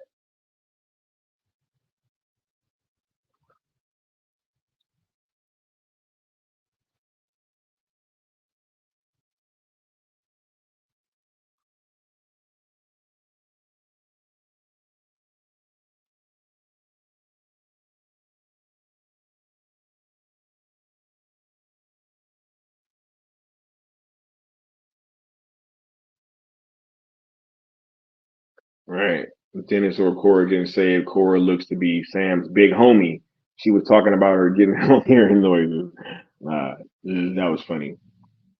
Jimmy speaks about no, he speaks with reverence about Issa when he is at the river with Sam. He is a sentient battle droid.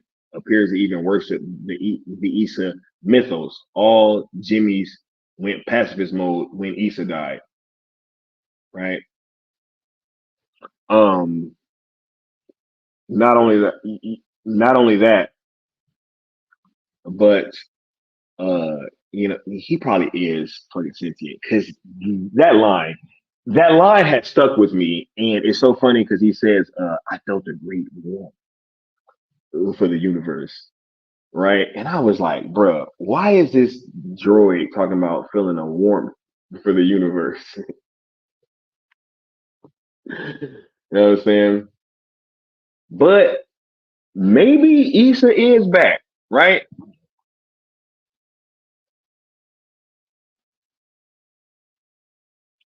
Yeah. Also, remember they said that the royal family was killed on Issa's coronation, which means she was older when she died.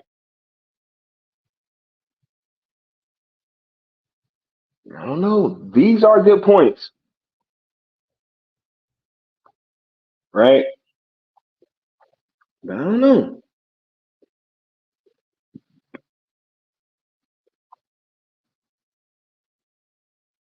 Yeah, just Sam seems like she grew up there. I don't know. I don't know. Sam just seems like she grew up there. And yeah, he says, when I found you alone in that ship, like, I think that they would have noticed if, like, this other chick just popped up too. You know what I'm saying? And was like, yo, hey, you mean to tell me that y'all wasn't with each other? That y'all wasn't with one another?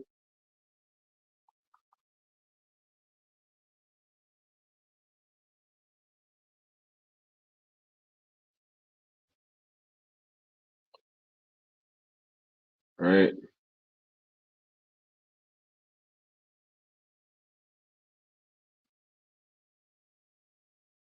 Yeah.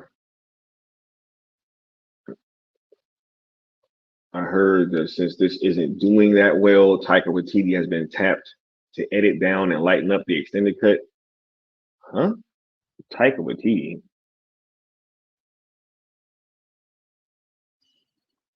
Yeah, okay. Yeah, okay. Oh my God. Yeah, I'm sure that that's gonna happen.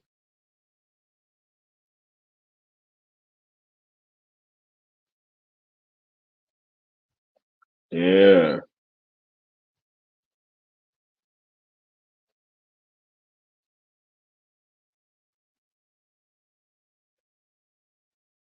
should have surprised that we didn't get to see a Coliseum fight. See, and that's something that I think that we're probably gonna get in the extended version because they show that part with the forearm dude like yelling.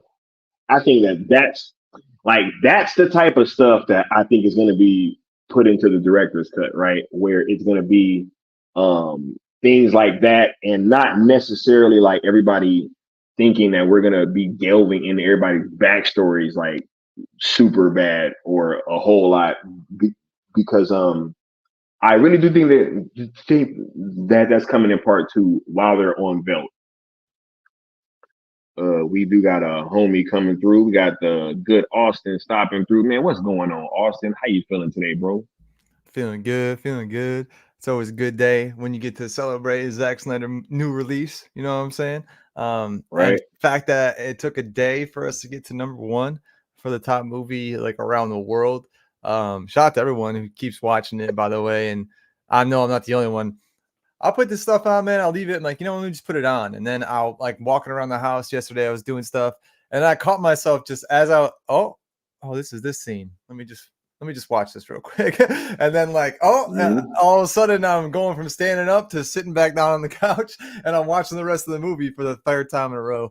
I love this movie, man. And I know there's a lot of like nitpicking out there for certain people, but again, how many times have we heard this? I just want people to learn from our past. Let's not like dwell too much on all the negativity that people have to say. They're gonna have their opinions. We knew they were gonna have their opinions, and they weren't gonna be favorable because they don't like Zack Snyder. They don't like Zack Snyder fans, whatever it may be. But if they just had a different name on this movie, they'd be like, "Oh my god!" Like if there was Right. their favorite director, I'm sure everyone would be going crazy. But man, I'm feeling great. This movie is like a new fresh start for the fandom. Not forgetting what we still want, obviously, because that's never gonna go away. But um, I love that we get something else. Like an addition. There's never We can never be full with Zack Snyder, right? So the fact that he's bringing us another meal to like really dig deep into, man, it's awesome. I was telling Sil earlier today before our stream started, it's like I hope they put out like a Rosetta Stone kind of for the four languages that they made up because Right. I'm looking at everything. I'm like, I want to know this language. Before I learn Spanish, I want to learn what the heck Tarak was saying to the Benus. You know what I'm saying? Like, I know it shows us the subtitles and all that, but I want to learn those languages because also that's part of something that we haven't been able to dive deep into yet is that think about all of the languages and the fonts that we saw just in the worlds. Like there's so many signages that we don't know what those stand for, like what's here, which could add to the story. And shout out Zack Snyder and everybody who worked on this movie, man. I love it.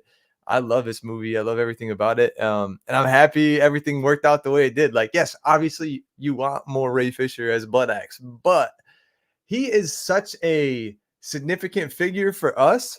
When he comes in, like he was gonna have a very like atmospheric gravitas to him when he came in, just because of his stature and his acting prowess.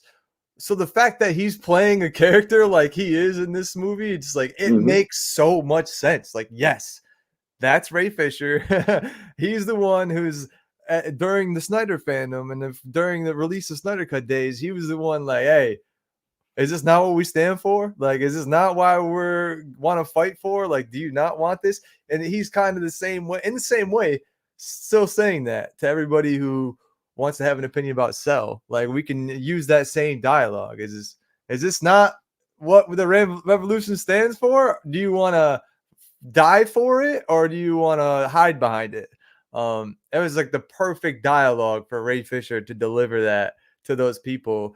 And obviously the few and the brave, they stepped up to the cause. And that's why I heard you talking about it too. Like when the motivation for Blood Axe, for Darian to go up there and spike the dude in the head, like, or in the chest in the King's Gaze, all of his Blood Axes had died besides Milius, because he had fighters to your shit. He sent them all to their deaths.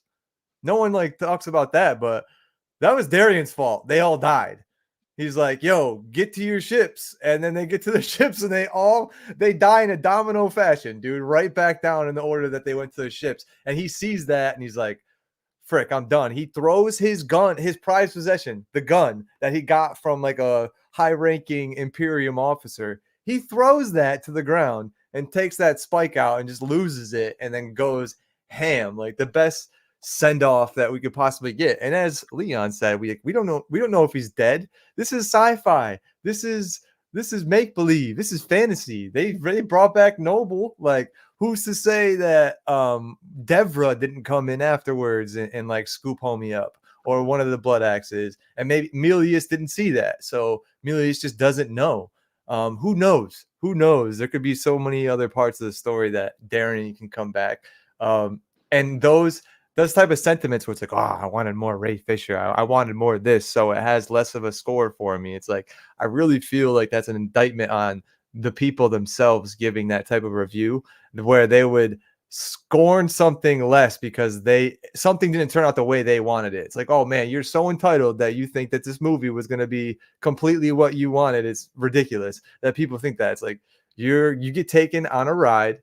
Zack Snyder, that's his whole point. We want to get taken on a ride. Surprise us. Make sure we got twists and turns. Give us some eye candy. Give us all that. And it's not what you want from the film. It's what is he going to show us? That's the point of movies. What are you going to see? Not, oh, I wanted more of this, so tank the number. Like, tank my critic. Like, no. That's not how movie reviews go.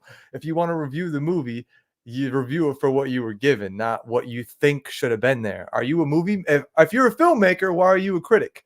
You know what I'm saying? Like, so stop acting like you know so damn much about how movies are supposed to be and what their influence is. I also saw like that too. Somebody was like, oh, spot the influence. It's like, yeah, duh. Go in any artwork anywhere. Spot the influence. Like, you don't just create something out of nothing. You get they act like Star Wars didn't have no influences, bro. I'm like, dude, man, like Flash Gordon, bro, Dune, like what are you talking about? And then to say also that this movie is just solely Dune references, it's hilarious too, bro. Like, clearly you didn't see all the greenery in this movie or all the space in this movie. Do they, like, what the fuck are we talking about? So hey, Dune don't even have like all the crazy looking aliens and stuff like that. Like, I just I love Dune. I just watched it. I'm super excited for part 2. You know what I'm saying? But they ain't got like no crazy alien designs and all that stuff in that movie. So it's like, Every time that somebody says that, yo, it's just like this film, right? They don't compare it to the one that I think is most similar to, which is Seven Samurai. Like nobody said, oh, this movie's like just like Seven Samurai, even though it's probably closest to that above anything else, not Star Wars or Right. Dune or whatever you guys are bringing up. It's more Seven Samurai than anything else. Want to know Honestly, why? Want to know why they're not bringing it up? Because they're not actual cinephiles and they probably never seen that fucking movie. You know what I'm saying? That's what it is. Like it's crazy. the reason It's why crazy, bro. they don't know anything about, they want to, like, people really have this sense of entitlement where they've had a few good reviews or they have an opinion. It's like, just because you have an opinion doesn't mean it's an expert, or on top of that, doesn't mean that it's a professional opinion. That's something that's lost in this whole trade like nonsense too. In this critics, like, people are being so unprofessional to the degree where they should be fired on the spot. On the spot. Because you're talking about other business people who actually have influence in this fucking industry. When we want to talk bad about Zack Snyder in your review, how about never get anything from Netflix ever again? I hope that's how they do it from now on. Like, you want to have this level of pettiness? Well, guess what? The largest streamer in the world is not going to give you shit anymore. And I really hope that's how it is, because guess what we're all talking about this weekend? It's not Aquaman. Just like, people want to talk about the end of the DCEU, but that's a whole nother narrative that they're pushing. They're trying to push that narrative, but guess what? DCEU ain't over. And also another thing, this right here, just Rebel Moon, that's not the Snyderverse. Okay? For people on the outside looking in, that's not the Snyderverse. It's a part of the Snyderverse. Yeah. But it's not the Snyderverse. And when we say sell the Snyderverse to Netflix, we're not talking about Rebel Moon, Armyverse, obviously. We're talking about the Snyderverse, DC Snyderverse. So that's another narrative that people are trying to push and trades are trying to push out there, that like, oh, this is the Snyder. No, it's not. If you want to call it the Snyderverse, and if this is the Snyderverse, it's a part of the Snyderverse, which is a giant universe, multiverse. So make sure, if you are listening to this, if you're a part of the replay crew, if you're in the live right now, that is one thing that we need to be professional about when we have conversations with people, because they're trying to push a whole nother narrative and we know better. And we can't just sit idly by while this narrative continues to fester and continues to grow and people catch on, because that's what becomes a part of the zeitgeist. And then you go to talk to somebody and they're like, oh yeah. And they seem so certain about what they're saying while it's wrong, completely wrong. And like, did you just tell me that Rebel Moon is the Snyderverse? What? Where did you hear this from? First of all, and then like, because if we're not out there saying that it's not just Rebel Moon in the Snyderverse, people will actually believe that, oh, this is what they're talking about with this. No, it's not. It's not. But with all that being said, I also want to try and put that to the side. We've been antagonized as Snyder fans so many fucking times, so many years, hours, days, minutes, seconds off of our lives because of antagonization from being a fan. But guess what? We ain't getting that from Netflix, dog. We're getting nothing but love. If you guys need to like change your mindset and like really change your attitude and not have any of the negative stuff on your timeline, follow Netflix, follow Netflix updates, follow what's on Netflix, follow Rebel Moon, follow all those accounts. Because guess what? They're hyping the shit up out of Rebel Moon right now. They're giving you extra content on top of that. Today they dropped the ASMR video with Sofia Boutella and Stas Tarak. They're putting more stuff down. Yes, or a couple days ago they put out a little 60-second Zack Snyder film school with your phone. Netflix is doing that. All the other people that they want to talk about, it's hilarious that they just want to talk about what we're doing. They want to have an opinion on what we're doing, but they ain't doing what we're doing. So we got to keep on with the positivity, keep on pumping it up, because the only way to shut them up is to overpower the noise. And we're only going to do that in a positive way. Like you had the correct mindset at the beginning of this. We all did. Let's be positive. And I want to double down on that this weekend.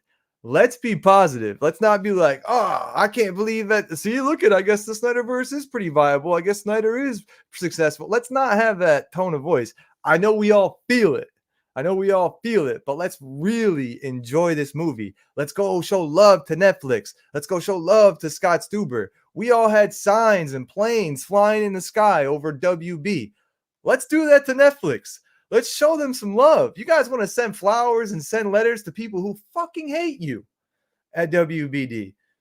They despise you. They come up with campaigns and tactics to make us feel bad and have bots and have all sorts of trade propaganda out there. And you want to talk about that till you fucking lungs give out. Let's not do that this weekend. Let's actually focus on how good this movie is, how good these actors were, how good the production was, how good the VFX was, how good the score was, how good the marketing was, how good the director is. This is an amazing movie. Let's not dwell and take too much time out on the negativity and the critics who want to talk shit, and we knew they were going to talk shit anyways. Fuck them. Let's enjoy the shit out of this movie, and let's keep being rebels. And watch Rebel Moon, enjoy it, tell your friends, tell your family. I told my mom, she hates sci-fi. Aliens, wig her out. I still told her, you got to watch this movie. And she said, I'll check it out. So, like, make sure you're telling everybody to watch it and don't let them go into it. Well, I heard this and this about that movie. It's like, oh, do you listen to mainstream media every day and believe everything they say? And then they'll look at you and they'll go, you're right. So thank you for letting me get that out, because I've been feeling that all day, man. Nah, it's all good, man, because, you know, we here and I've been seeing a lot of the same stuff.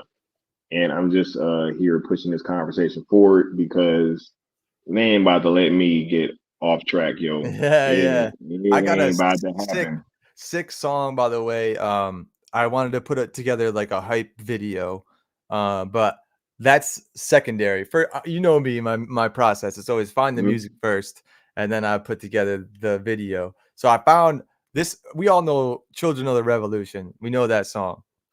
We heard a different, like, epic version of it in the trailer, but the main version is much shorter. It's like a minute shorter, and it's just like the rock part of it. I wanted to like make my own mega mix of everything, so I got like 4 different versions of the song, and I put it all together. And it's down below whenever you want to play. I just wanted to mention that it's a mega mix, I call, or the good mix, I call it. But like, that's the type of stuff we need to remember as a community.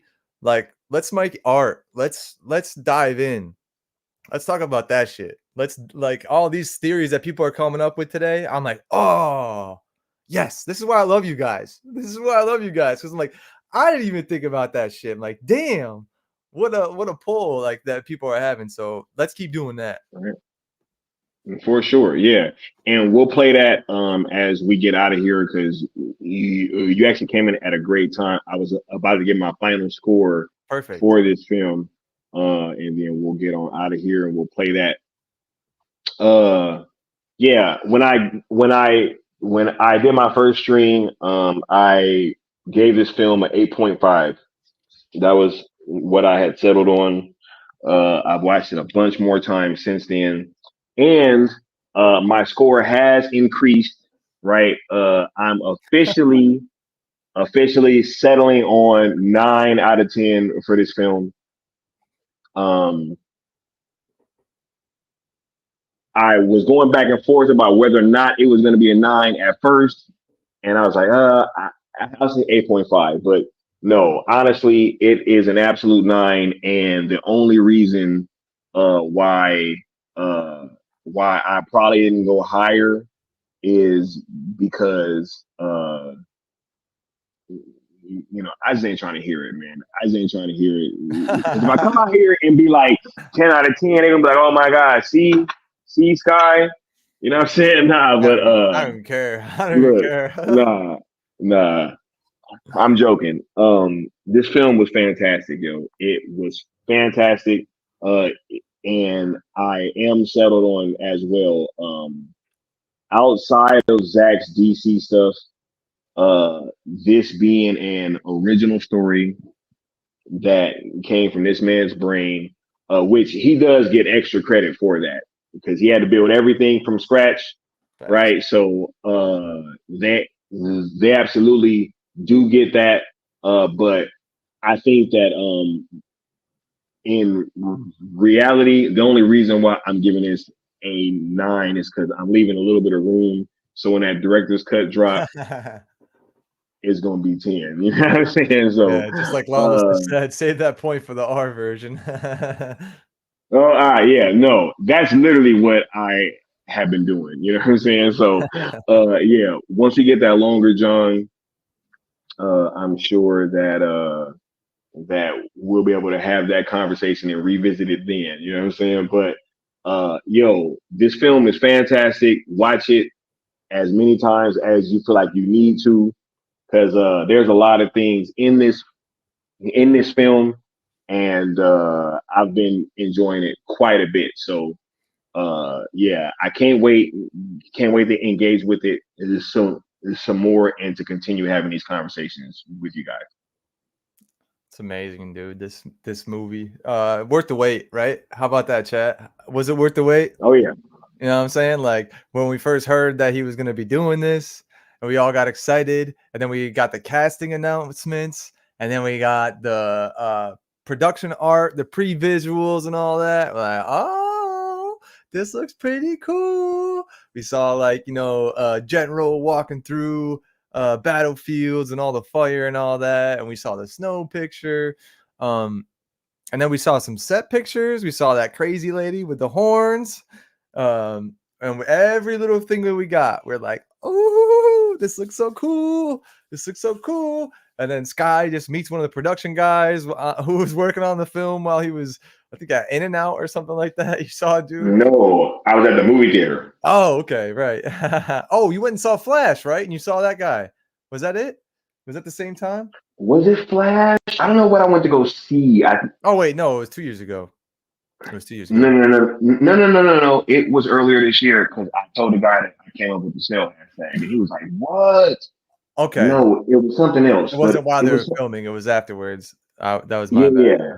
And it was definitely something before Flash. I can't remember what film that it was, though.